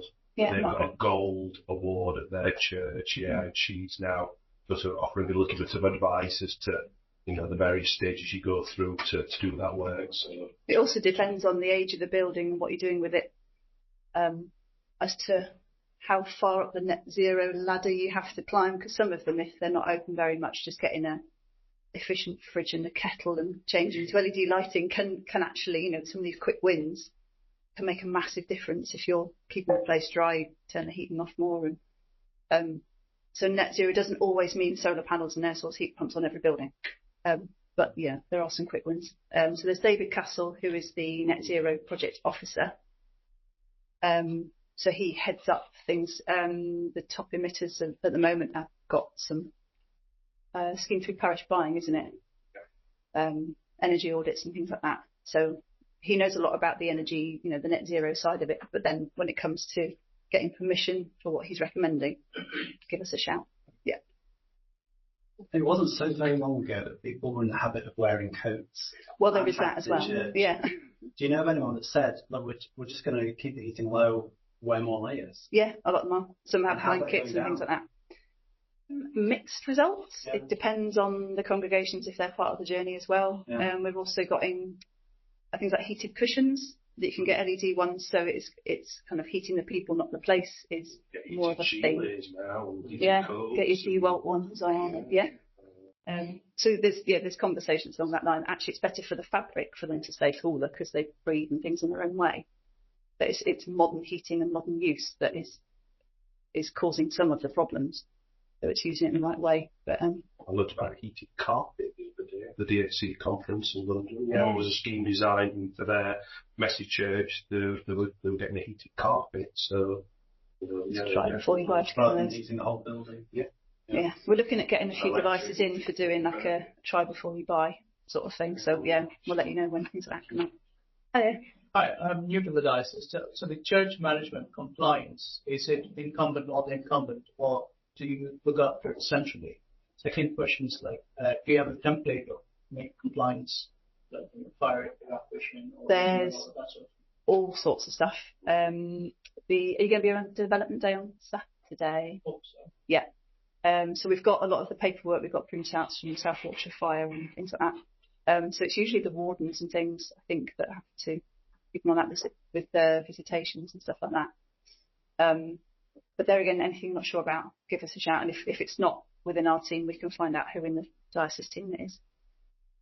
I was wondering, when your drone found that all the problems in this drainage in this church were that wonderfully placed football at the top of the drainage. Yeah. Did you have to ask the bell ringers to stop playing football on the roof at that point? Well, we had words. Yeah. Yeah, they weren't happy about it, but Yeah. A marvellous example of what the drone can achieve. Nobody knew what the was. Yes.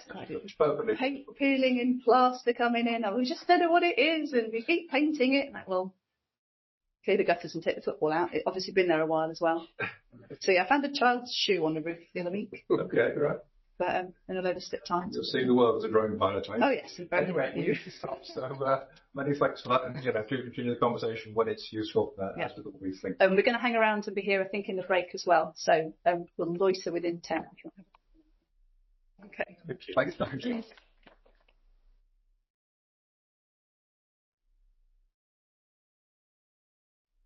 It's valuable as we think church buildings is a tool for mission, not just an awkward thing to deal with.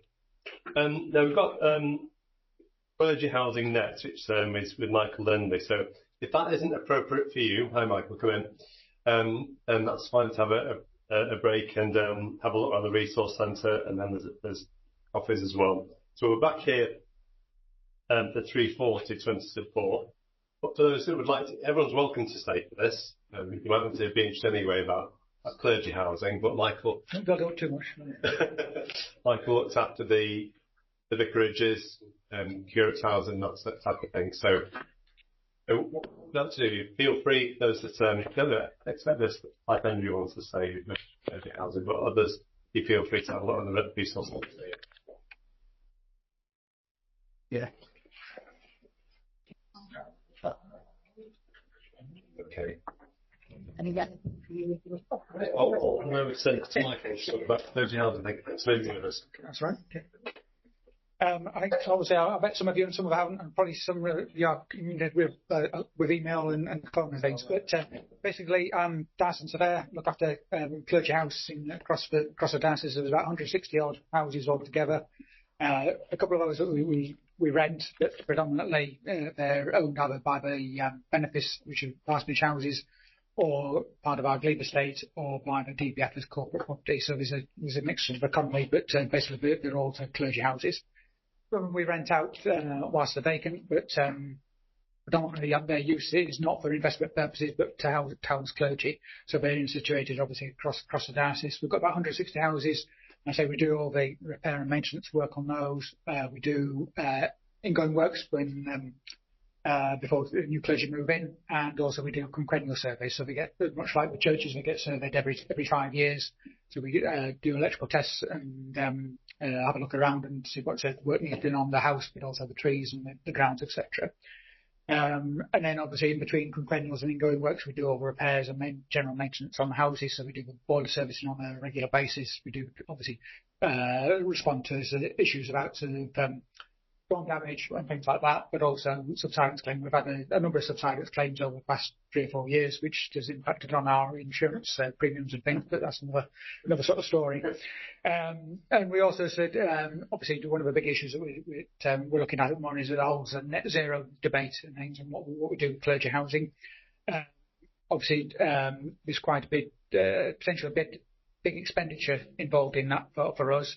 But even if we did all the work which is required on the EPCs, all the houses have EPCs, we're still only going halfway through in terms of reducing our carbon by doing insulation and doing solar PV, etc. But again, all that comes with a cost. I mean, we're looking at anywhere between £5 and £8 million to do work on clergy housing to get us to net zero. So we haven't got any funding to do that. There's got to be some funding come from National Church to do that, which is starting to get there. We've done our own pilot programs on doing some improvements. So we've done 5 vicarages, well 4 technically. We've put solar PV on, and we've done some of the cavity wall insulation, and that's been funded by the DBF themselves. We've got another solar PV which is in train at the moment. It's on a listed building, which we've had problems in terms of getting Sheffield Council to agree to put that on. So we're in negotiation with them about that at the moment. And we're also taking part in the demonstrators project, which is funded now by the Archbishop's Council. They've given us some grant money to do some work. This has all come out of some survey work which has been done across for diocese and pension boards properties, whereby there's been more detailed analysis done on the actual properties to see what renewables and insulation improvements could be made. So the demonstrator project is now that they've collected all that information and are giving money to dioceses to do work in terms of bringing up a particular house that's got a fairly low EPC and bringing that up to a level C as a minimum, but also basically decarbonising the heating system. So we've got one project that we've partly sort of funded ourselves, whereby we've put on solar PV and an air source heat pump on a vicarage, and we're also on site on another one which is a bit bigger scale in terms of doing an air source heat pump and solar PV, but also doing internal wall insulation, which comes at a great cost and also a huge amount of disruption. So we've been able to do that principally because we've got this demonstrator grant money, but also because we're looking at reconfiguring the kitchen and bathrooms and things anyway. So we've got to have that sort of cost anyway. So that's what most of my work entails, and I work alongside my colleague Jill Denton. Some of you may have come across Jill. And she works in the office and does a lot of the administration and organising most of this day-to-day type repairs and things. So in terms of if you've got any repairs and things, she's usually your first point of contact. I also get involved in overseeing our glebe agents who manage our glebe estate. Glebe estate land is basically agricultural land. There's a couple of small woodlands, but it's basically land which is used to generate income. And the income from that, either through a capital sale off or through rental income, goes to pay clergy stipends. Historically, it was the actual incumbents who had that land and property, and some incumbents did quite well out of it because they had some huge farms and things like that. But the National Church realised in the 1970s that that didn't work out because some incumbents did quite well out of this and others didn't. So basically, it was all shifted to the diocese to manage and things. So we manage on the same principles in terms of any income, as I say, capital receipts go towards paying and supporting clergy stipends. Other things I get involved in are, just touching on back onto the glebe estate in terms of that's managed externally by our glebe agents, Savills, so they do all the rent collection, etc., and deal with any sales, etc. I also get involved in parish and DBF property when they're looking to sell property or go into long leases, etc., because PCCs aren't allowed to own property in their own right. There is what is called a managing trustee and a custodian trustee. So managing trustees are the PCC, and the custodian trustee, within whom the actual property is vested, is the Diocesan Board of Finance. But the Diocesan Board of Finance are there just purely as a custodian trustee. If a parish wanted to sell something, they get receipts and they would get the ultimate capital receipt, etc. I get involved in closed churches as well when we've got to the stage of basically they're closed and we're looking at disposals. So I work alongside the church commissioners in terms of those disposals.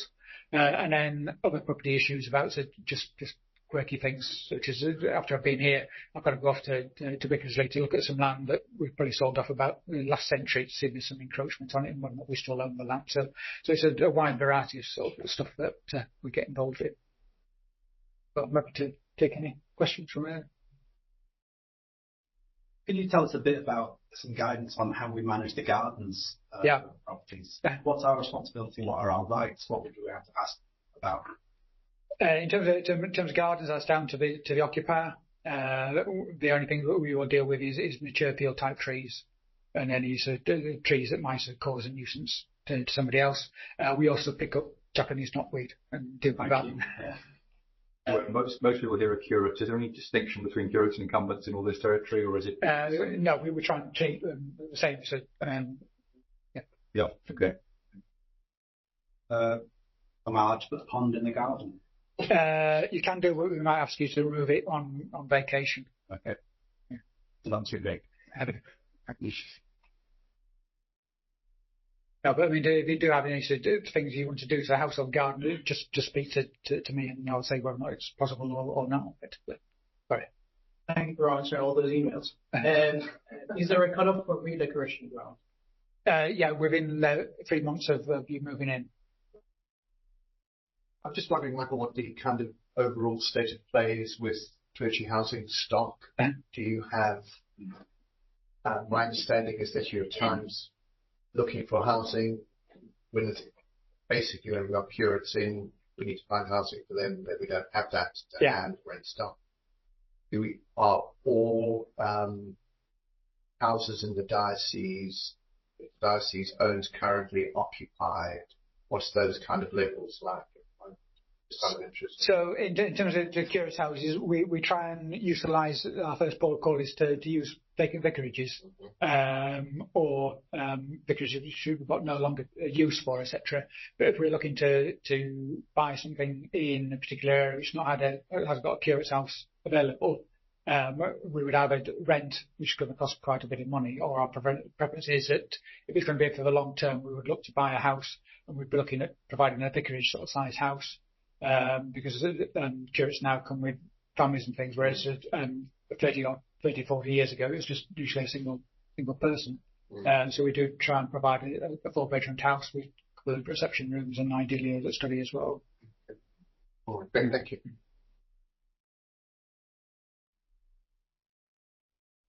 We may be employing a part-time associate minister. Is that something we would then think about housing for as well? And who would I speak to about that? We can offer you advice as to what to look for, but usually that if it's not going to be as part of one of the clergy numbers, it would be down to the parish to do that. Okay. Yeah. Thank you. In terms of contact, who would refer them? How you're expecting contact? Yeah, by to email Jill or ring up on. You see the contact details on that. That's the website. Yeah. Yes, we should have played up the website more. There's so many questions. Start with the Diocese website. Just put in the search box your question, see what comes up as an author, or start on that website. Yeah, central team on the Diocese website does give everyone's photo and name and contact details for all the departments.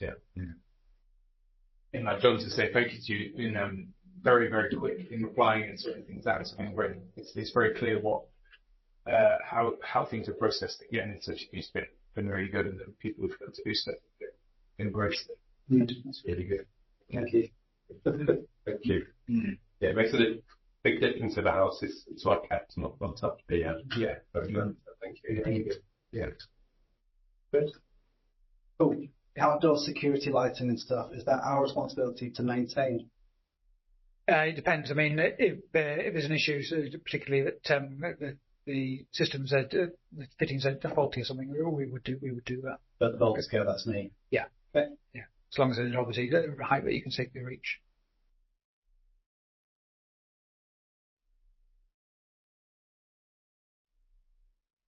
Hello, I'm Julian Raffay, the Bishop of Sheffield's advisor on spirituality.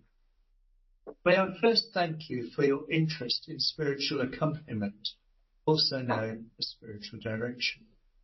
I commend it to you warmly. I've personally enjoyed and benefited from accompaniment for a good 30 years. Indeed, if I'm honest with you, I've worked my way through a few accompaniers over my time. However, in every instance, they have helped me deepen my faith, my self-awareness, and my understanding of God's purposes for my life within the wider place of His purposes for creation. I have greatly valued their nurturing approach and indeed the odd, gentle challenge, which has always been entirely appropriate. In this video, I am going to outline spiritual accompaniment in the Diocese of Sheffield. At the end of the video, you'll see a QR code linking you to our website. You may wish to have your mobile phone camera to hand. This video is in 2 sections. In the first, I'll briefly introduce spirituality and spiritual accompaniment. In the second, I'll outline how spiritual accompaniment works in Sheffield Diocese. I'll offer a how-to section with pointers for signing up to receive spiritual accompaniment or train to become an accompanier. In between the sections, I'll briefly explain the choice of video background. So, beginning with spirituality and spiritual accompaniment, we may reasonably ask ourselves the question, who is spiritual accompaniment for? The short answer is for everyone. Spiritual accompaniment is open to anyone wishing to explore their faith journey. There are no expectations or special requirements, just an interest in sharing your story with another person. You may be asking yourself, what is spirituality? Well, since everyone is unique, it's not surprising, but there is many definitions of spirituality as expressions of it, i.e. people. If you've got time to spare, have fun with an internet browser or something like AI. You'll find some unorthodox stuff in the mix, of course. So may I encourage you to be discerning as you go about the task. What of spiritual accompaniment? Though often associated with Roman Catholicism, Christians and indeed others from all traditions are generally surprised about how relevant it can be to their walk with God. The Retreat Association defines spiritual accompaniment as a way of meeting with someone, a spiritual director or guide, to share your thoughts and reflections about your faith. From a Christian perspective, we might add a reference to the divine, or more specifically to Jesus, and probably something about how we live our life in his service. Thus, we would end up with something along the lines of a way of meeting with someone, a spiritual director or guide, to share your thoughts and reflections about your faith in Jesus and your experience of living as a Christian. In their book, The Practice of Spiritual Direction, William Barry and William Connolly suggest that spiritual direction is directly concerned with a person's actual experience of a relationship with God. The key words are experiences, relationship, and of course, supremely, God.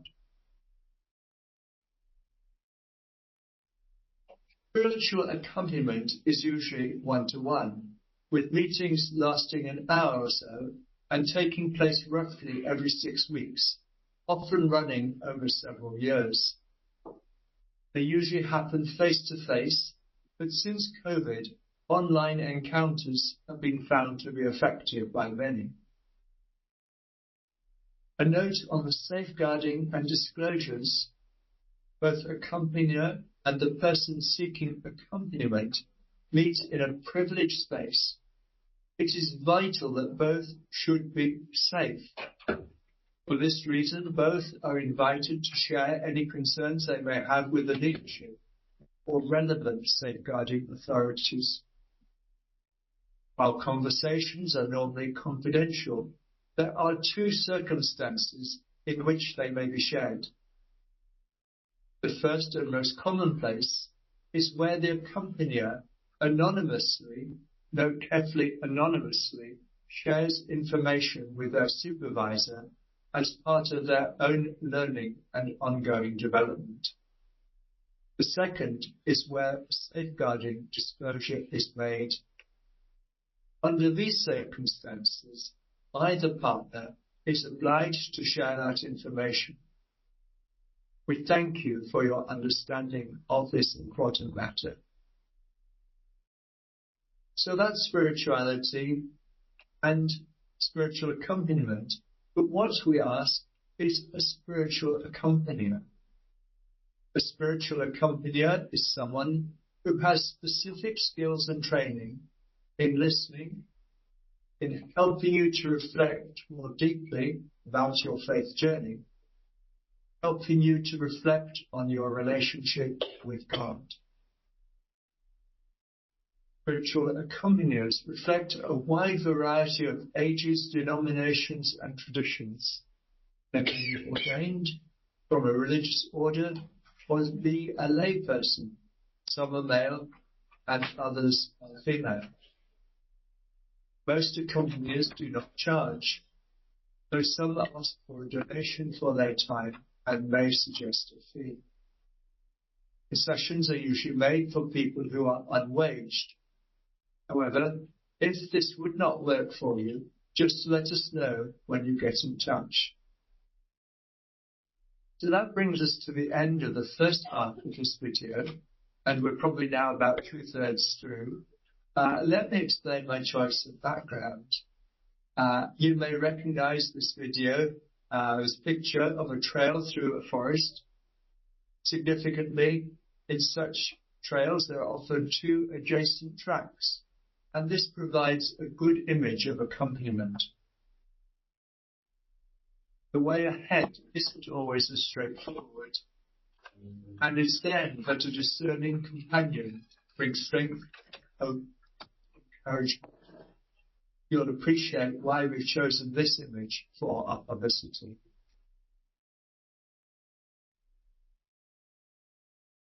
We have now come to the second part of our video, where I will explain how things work in Sheffield Diocese.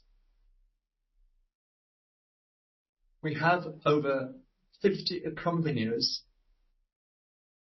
Some of these are Roman Catholic, others Methodist, some Free Church. They're certainly not all Anglican. And they are a reasonably diverse group of people from across the traditions and across the region. If you're asking yourself, how might I receive spiritual accompaniment? Well, if you're interested in doing so, please contact Susanna Schofield, who will put you in touch with a member of our referral team, who will explore what you're looking for and the kind of person who may be suitable. They will give you the contact details of 2 accompaniers. There is, of course, no obligation at any stage, and we are here to support you. If you consider neither quite what you're looking for, you can always ask for other names. The choice of whom you meet with as your spiritual accompanier is entirely up for you. The most important thing is to find someone with whom you feel comfortable. My own experience is that we want someone we relate to easily and naturally, but not necessarily someone who is simply like ourselves. It's often a benefit for our spiritual growth to have someone with a different life experience, perhaps from another denomination, etc., etc., so that we can grow and gain from their insights as well as simply the familiar. But equally, if you're going through a bad patch and just are looking for consolation, I would say just if you're looking for consolation and a bit of space, a bit of peace, and support is the single most important thing, then by all means find someone just like yourself who will give you that courage and strength. Question: how we might become a spiritual accompanier? Formation. I'll pause it there. A number of you may well become spiritual accompaniers. That may not be the immediate thing on your radar as you launch into a curacy. So probably enough input on that one. It gives you a picture of Julian. He's a bit pale on the screen there. He's a bit more coloured on my screen. That's a reflection on our old projector. I'm sorry about that. But it gives you his face and voice, which is part of the idea of today. A bit of the stuff to do with it. I don't know if 2 or 3 minutes just for question and comment. I don't know if perhaps the back row there we've got Tim, Patricia and Tony who may have things to chip in on this. You want to just either field questions or just add to that stuff? Are there any questions, first of all? If we send out the full blood. Well, yes, it may be on the website. I can't remember, but anyway, I'll see if that's doable. Videos are a bit larger than slides, but we'll see what we can do with that. Yeah. And Tim, it's something it's strongly encouraged or expected for curacy? It is expected that you have a spiritual director. You've got fairly challenging role, to be honest. And to get support from a spiritual director, someone that can walk with you in your walk with Jesus is really important. There will be challenges that you go through in particular through your life. And so, some one-to-one contact will be very, very important. So I would expect you to have a spiritual director, and there's, it is on the website how to arrange one to get in contact with Susanna, and in the handbook as well.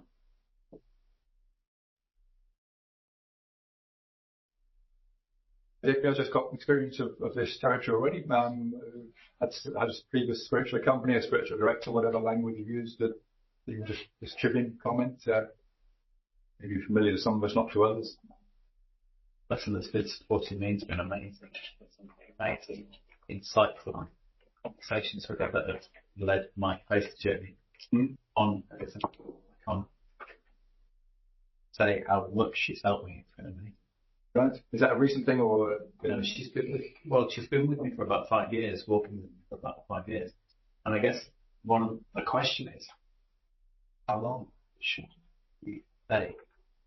people stay together? How long should relationships work? Is there a time limit? Not time limit, but is there a time ultimate of relationship? Yes, and I think the answer is different for everybody, isn't it? From what I sense, and some people go on a long period with somebody, others feel this season, I'm moving to another season, it's time for a different voice. Anybody want to speak to that? But they are supposed to, the spiritual companies are supposed to build in regular times where they prompt the question, how is this working? Is it still good for you? And not all do, because I've been told by them that is what is supposed to happen. They make a judgment, it might be every 2 or 3 years or whatever. Yeah, so it's flagged up regularly or intermittently. Yeah, that's. Right, thank you. So again, I think Patricia. It's perhaps worth me saying that spiritual accompaniment and pastoral supervision are a really good complement to each other. So there was a time in the diocese before we had a pastoral supervision scheme where I think spiritual accompaniers were finding that some of what's helpful to focus on in pastoral supervision was happening in spiritual accompaniment. So when I introduced the pastoral supervision scheme, spiritual accompaniers wrote to me and said, thank you for doing this, because now it's freed up to be absolutely what spiritual accompaniment needs to be, and not trying to be supportive of pastoral care and ministry and so on in the way that pastoral supervision is. So they're a good complement to each other. Thank you. Thank you. Let's move on. We'll just keep this time, which is good. Over to Toby. Yeah.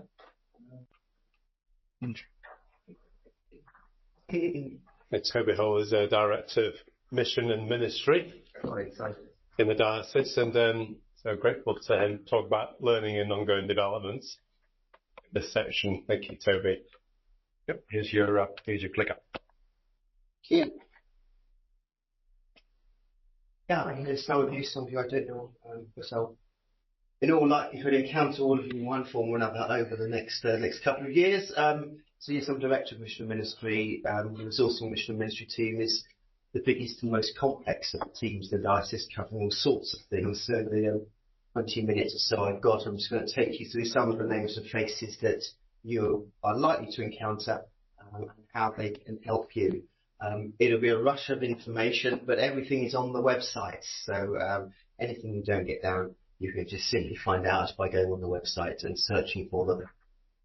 So what is Resourcing Mission and Ministry? Easy to divide it into two, Resourcing Ministry and Resourcing Mission, and that's how I work with my team. We have 2 hubs focusing on ministry and mission. We meet together twice a month as a wider team.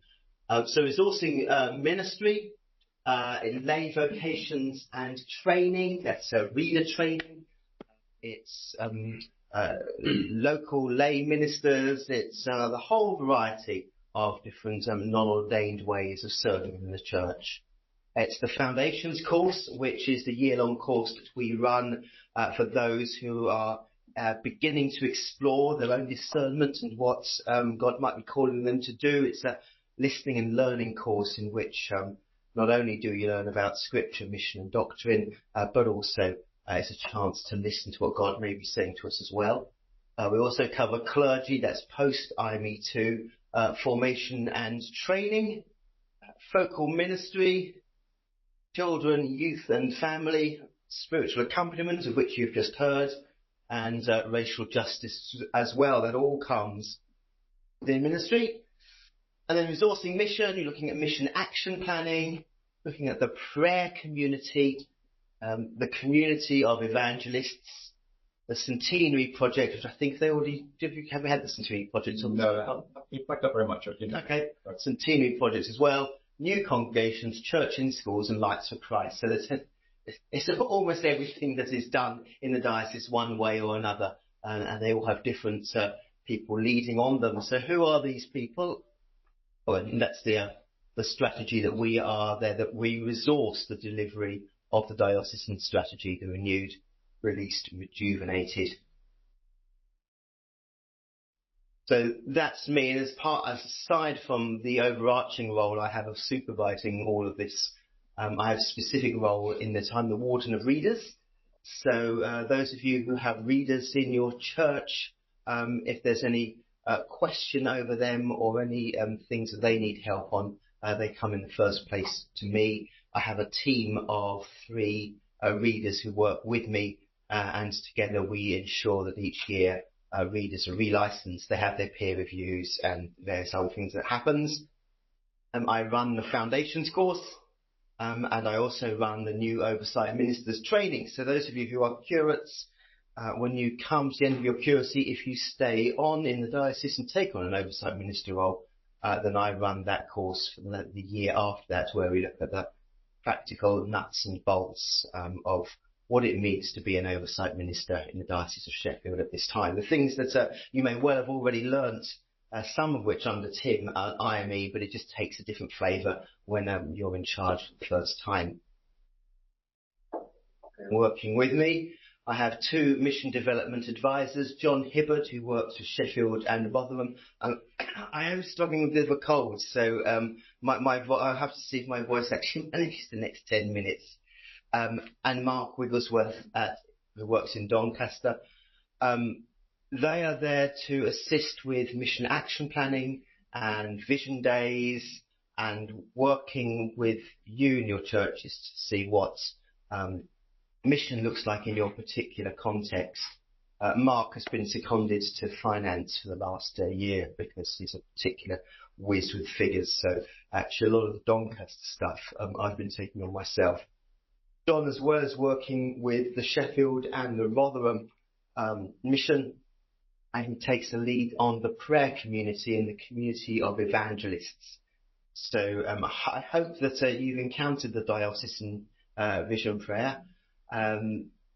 This is part of the prayer community that we're trying to get 2,500 people across the diocese to sign up to say the Lord's Prayer each day, to say the Diocese Vision Prayer each day, to read a piece of scripture each day. And does John give him any materials? Do you know that? So what do you think of the back there? Just what we call if you've got a bookmark, then that's it. Yeah. Prayer cards also there. Yeah. And John also takes lead on things like Thy Kingdom Come, the 10 days of prayer between Ascension and Pentecost.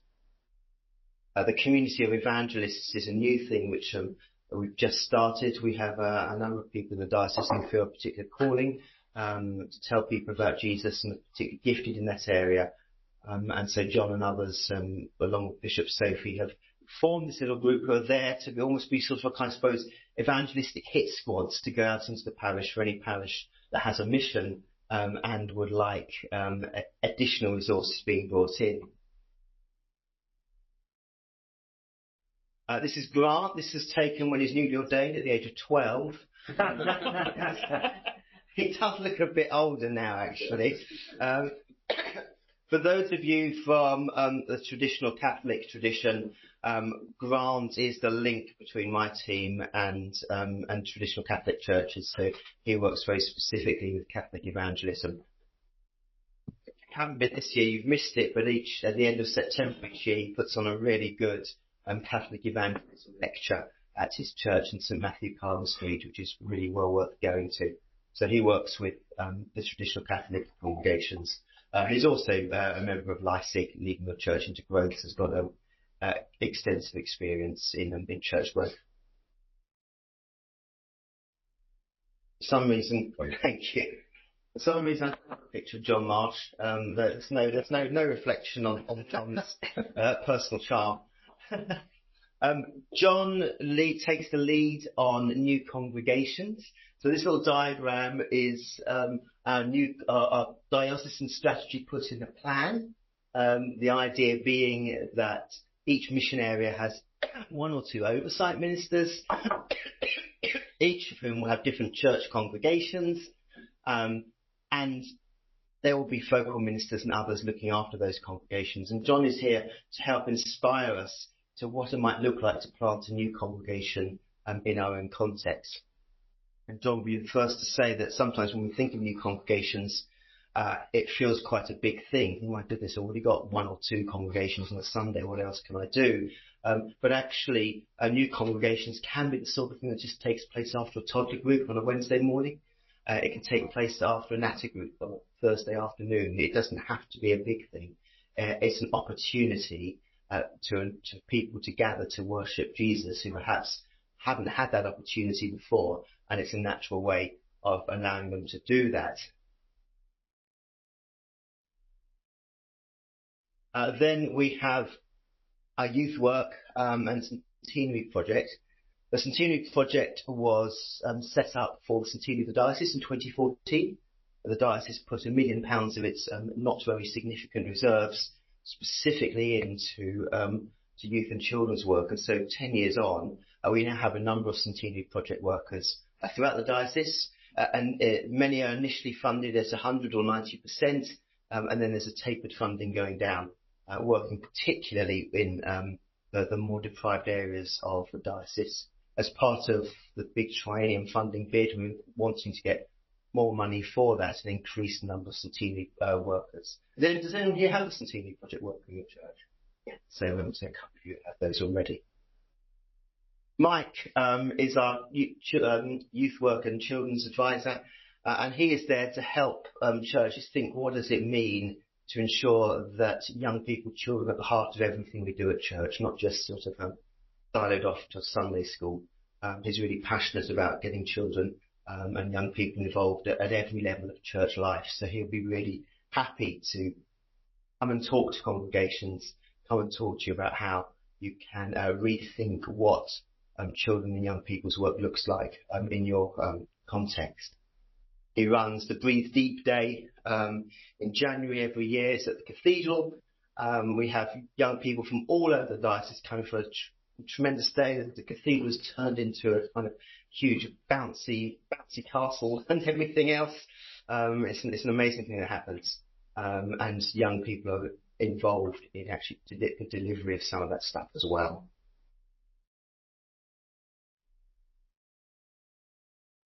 Hannah's on maternity leave at the moment, so it'll be Chrissy Morey who we'll be dealing with for the next year. Light to Christ is our discipleship programme. We seek every Christian in the diocese to become deeper in their relationship with Jesus. One of the ways we look to that is with our personal rule of life, encouraging everybody to set a programme in which they are able to read scripture regularly, to pray regularly, and to find their own rhythms and their own patterns of prayer and discipleship. Do a load of other stuff as well, but Hannah and Chrissy are both people just full of ideas. So thinking about ways in which you can use seasons like Advent and Lent to bring people closer, working with Jesus. I know that Chrissy would be more than happy to come out to any church and lead a personal rule of life day with you, or to see how discipleship can be promoted more in your parish. So do please get in touch with her. All the details and loads of resources as well are on the website. So just have a look and see what we can do to help. I'm sorry, what was that name? Chrissy Morey, Moorey. The Underlights for Christ on the diocese. Yeah. Yeah, okay. But yeah, there's loads of stuff going on. I've delivered 2 seminars at Diocesan Development Day on Saturday. It's really more unlikely at the moment. And working with Chrissy and with Mike is Elise. So we have a planned strategy to get 25 new congregations in schools. So particularly if you have a church school, Elise would be really interested to see whether she could work with you in thinking about what it might be like to have a congregation placed in there. I think got about 8 or 9 of them at the moment. Some are thriving, some less so. But those that are thriving are doing very well. And it's an opportunity to make the most particularly of the links that we have with church schools and the fact that they're already faith-based. To encourage parents who may find Sunday mornings a real struggle for all sorts of reasons, to have another time where they can go and grow in faith, and importantly, allow their children to grow in faith as well. So Elise works with church in schools. It's 5 minutes. Yeah. We're getting through them. You don't need to say anything more about Julian because you've already come across him. You've come across Bill. Have you said anything about early grants and things? No, I haven't. No. Yeah, within the basic provision for curates is the IME work under Tim. We have beyond curacy with there's grants available for courses and retreats. We've recently expanded that so that we can also try and fund retreats for curates, which is stretching us financially, but it's something we want to do. So that's the bit that's particularly relevant to yourselves, I think. Yeah, and Bill also takes the lead on our leadership formation days, which we have about half a dozen over the course of the year, which cover a variety of different topics and subjects that may help ordained and lay as well, thinking through what it means to lead in the modern church. We're almost getting there now. Beth hasn't started yet. I've just had lunch with her. She's our new focal director of focal ministry. She'll come with loads of great ideas and enthusiasm. She's come straight from Church Army. Focal ministers are key to the delivery of our strategy. We really seek to have a diocese in which lay and ordained work in mutuality. Oversight ministers working with and coaching their focal ministers. So for any church that finds itself with additional congregations or perhaps an oversight minister with more than one church to look after, focal minister is key to ensuring that there's a person in that congregation, in that church, a regular presence who can be the point of contact between the community and the church itself. So when Beth starts in a month's time, she will be delighted to hear from anyone who is thinking through what focal ministry looks like in their particular context. Foundations, I think I've already said about. We've just started this year's foundations course, but I'd love it if it comes to Easter next year. If there are people in your congregation who think you're just beginning to ask questions about what God might be calling them to do ask them to have a word with me about foundations. That's great. Quickly, I've tried to put a couple of people on foundations and have struggled. Who do I speak to? Well, you say you struggled. Yeah, I had to look up the emails, but there was one person did 2 actually at one point. I was trying to get on. Who's the main kind of me? Is it you? Yeah. Okay, fine. I have really. I think I emailed Dick to one of the signings to admin people. Yes. Okay. You get straight in touch with me. Thank you. Anyone on foundations needs a referral from the church they worship in. But yes. Mission action planning. Next year we'll be setting up mission action plans to all the parishes again. For curates, I think this is a really great exercise for you to do in training and thinking through what the mission of your church looks like. So do please badger if you're a curate, badger your training incumbent to get on with that. I'm looking around, I can see 1 or 2 curates of training incumbents who have not yet submitted last year's maps, so badger them now. It's a self-assessment, an easy way of going through 10 key areas, then coming out with 3 priorities, and then thinking through a plan about how in those 3 priorities you can grow. And finally, just on lay ministry, We have a selection of different lay ministers, readers, parish evangelists, local ministers, CYF workers, spiritual accompaniers, and then we have locally commissioned lay ministers, which I don't really have time now to talk significantly about, but just to say what we're trying to create is an ecosystem where those who feel that they're called to do something in the local church don't have to go through extensive diocesan provided training in order to do it. We're encouraging oversight ministers to think what it looks like to train people up on the ground to be pastoral visitors, to lead short acts of worship with resources that we provide as a central team. So rather than say to everybody, come for 6 sessions at Church House and learn how to visit people, trying to say actually learn how to visit people where you are using resources that we hope can help you. Think, I say yes.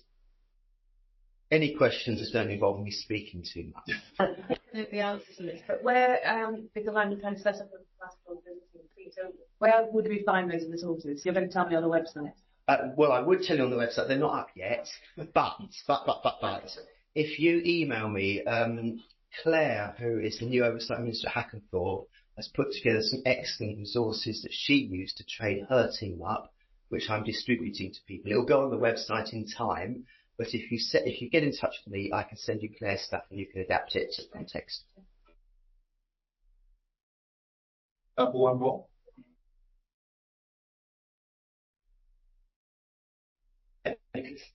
In our parish we have a lay reader and someone who really likes to preach, but I'm not sure how much they're allowed to preach. Where would I go for guidance on the rules of how to use it? So in terms of preaching, I can tell you that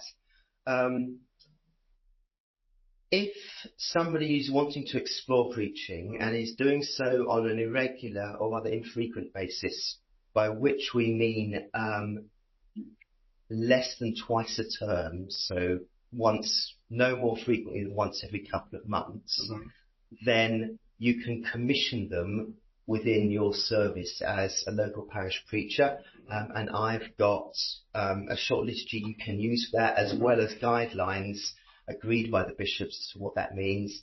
Essentially, the bishops are happy for that to take place, provided that you're giving them feedback and parish training. If, as a result of that, they sense a call to preach more, then they will need to explore reader ministry or ordination. Thank you. Time waits for no one, so time's up. Many thanks, Toby, for getting through.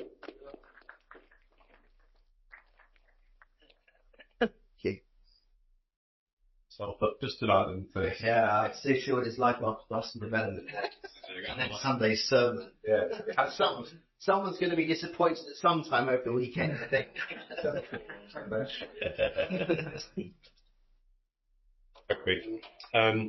Okay, so let's have Patricia Hunt come in and join us now, who is the Bishop's Advisor in Pastoral Care. That's the scheme for pastoral supervision groups, in which you can access. So thank you, Patricia, come and share that with us. Thank you for being with us. Thanks very much. I'll let down. You'll be able to be on the camera. Yeah. Clicker on there if you want to run your slides. That Thank you very much. Right arrow should do you. Thank you. Well, it's been excellent to be here with you today, and lovely to be particularly here with people who I've met on your journey, and it's great to see you further along on your journey now. That's really wonderful, and I like the level of energy and questions and passion that there is within this group. So it's wonderful to feel all of that coming into the diocese. I'll just say a little bit about my role first as Bishop's Advisor for Pastoral Care, and then I'll come on to pastoral supervision groups. I was appointed by Bishop Pete not long after he became bishop, so it's coming up for about 7 years now that I've held this role. And he particularly wanted someone with a professional background, so I'm a psychotherapist by training, and have a lot of experience, but also kind of the thinking that comes from the therapeutic professions. He wanted to bring that into the pastoral care role. I think there's a good level of wisdom in that, actually, and that seems to have been how it's worked out.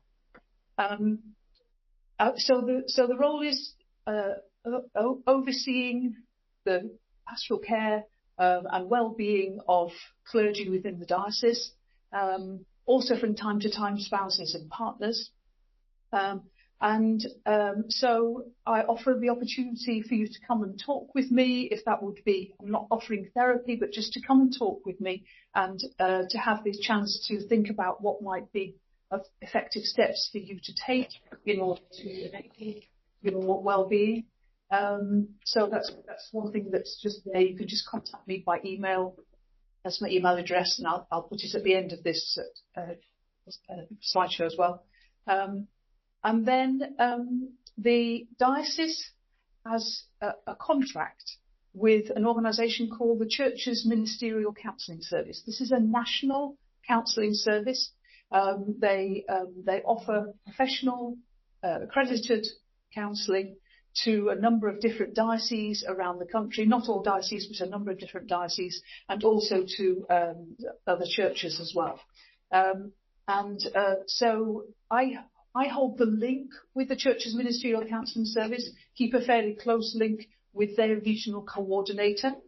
And what that means is that if you feel you've got to the point of acute need or need for counselling, then the diocese offers you up to 12 sessions, which are paid for by the diocese. So it's not going to cost you or your church anything. They will normally be 12 weekly sessions.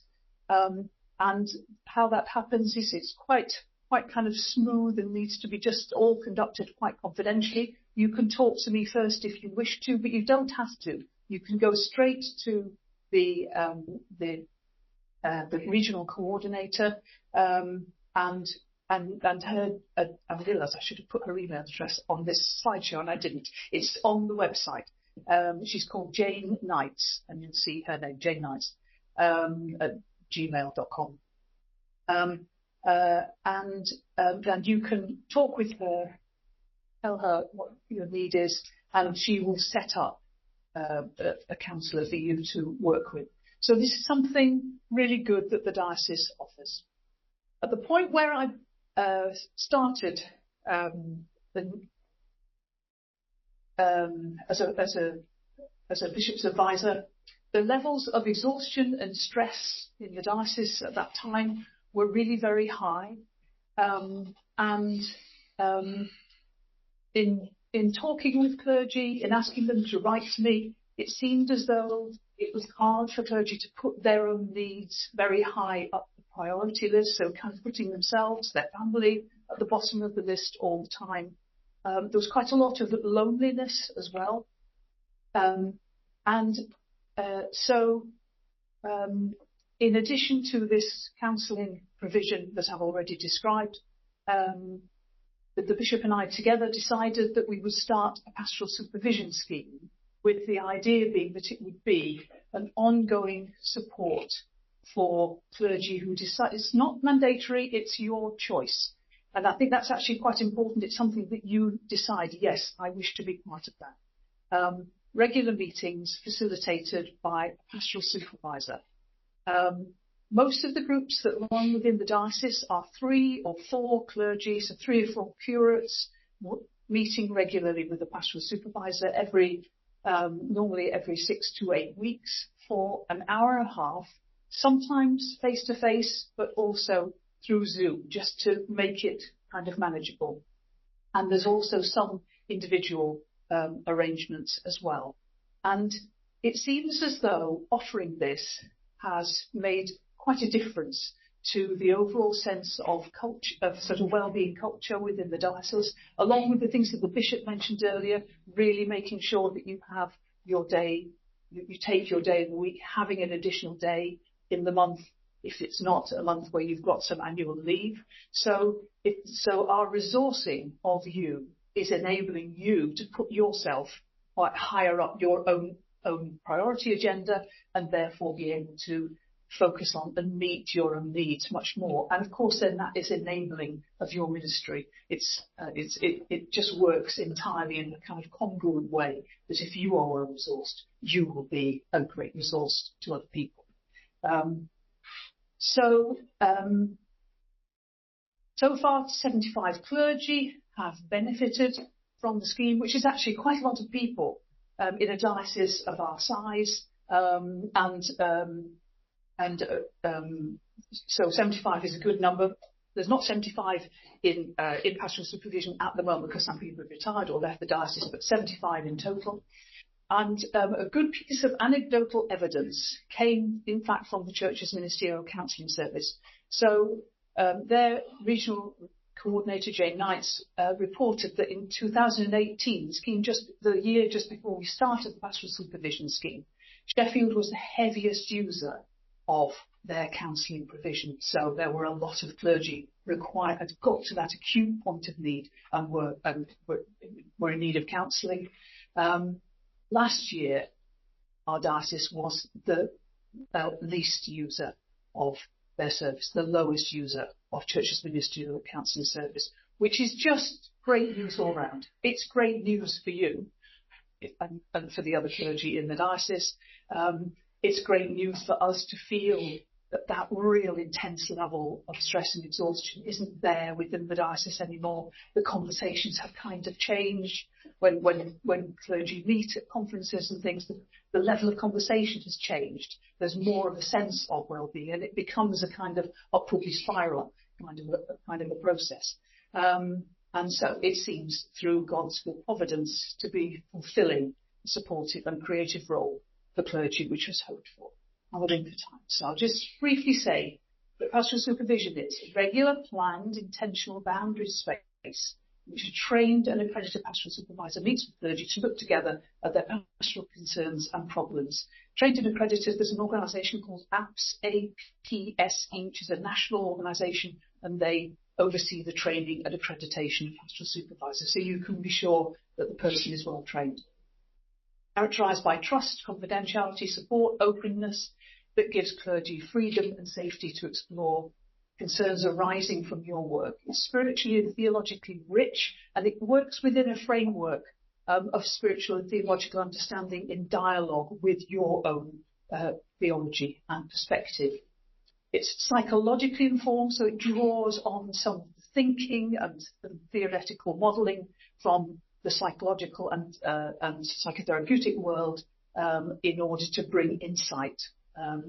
It's contextually sensitive, so it pays attention to your setting and your worldview. And then it's praxis-based, so it's focusing on concerns that arise from your pastoral work, from your work relationships, and from your ministry. So, like I said earlier, it's very complementary to the spiritual accompaniment role. A few minutes left. Sorry? About 5 minutes. 5 minutes.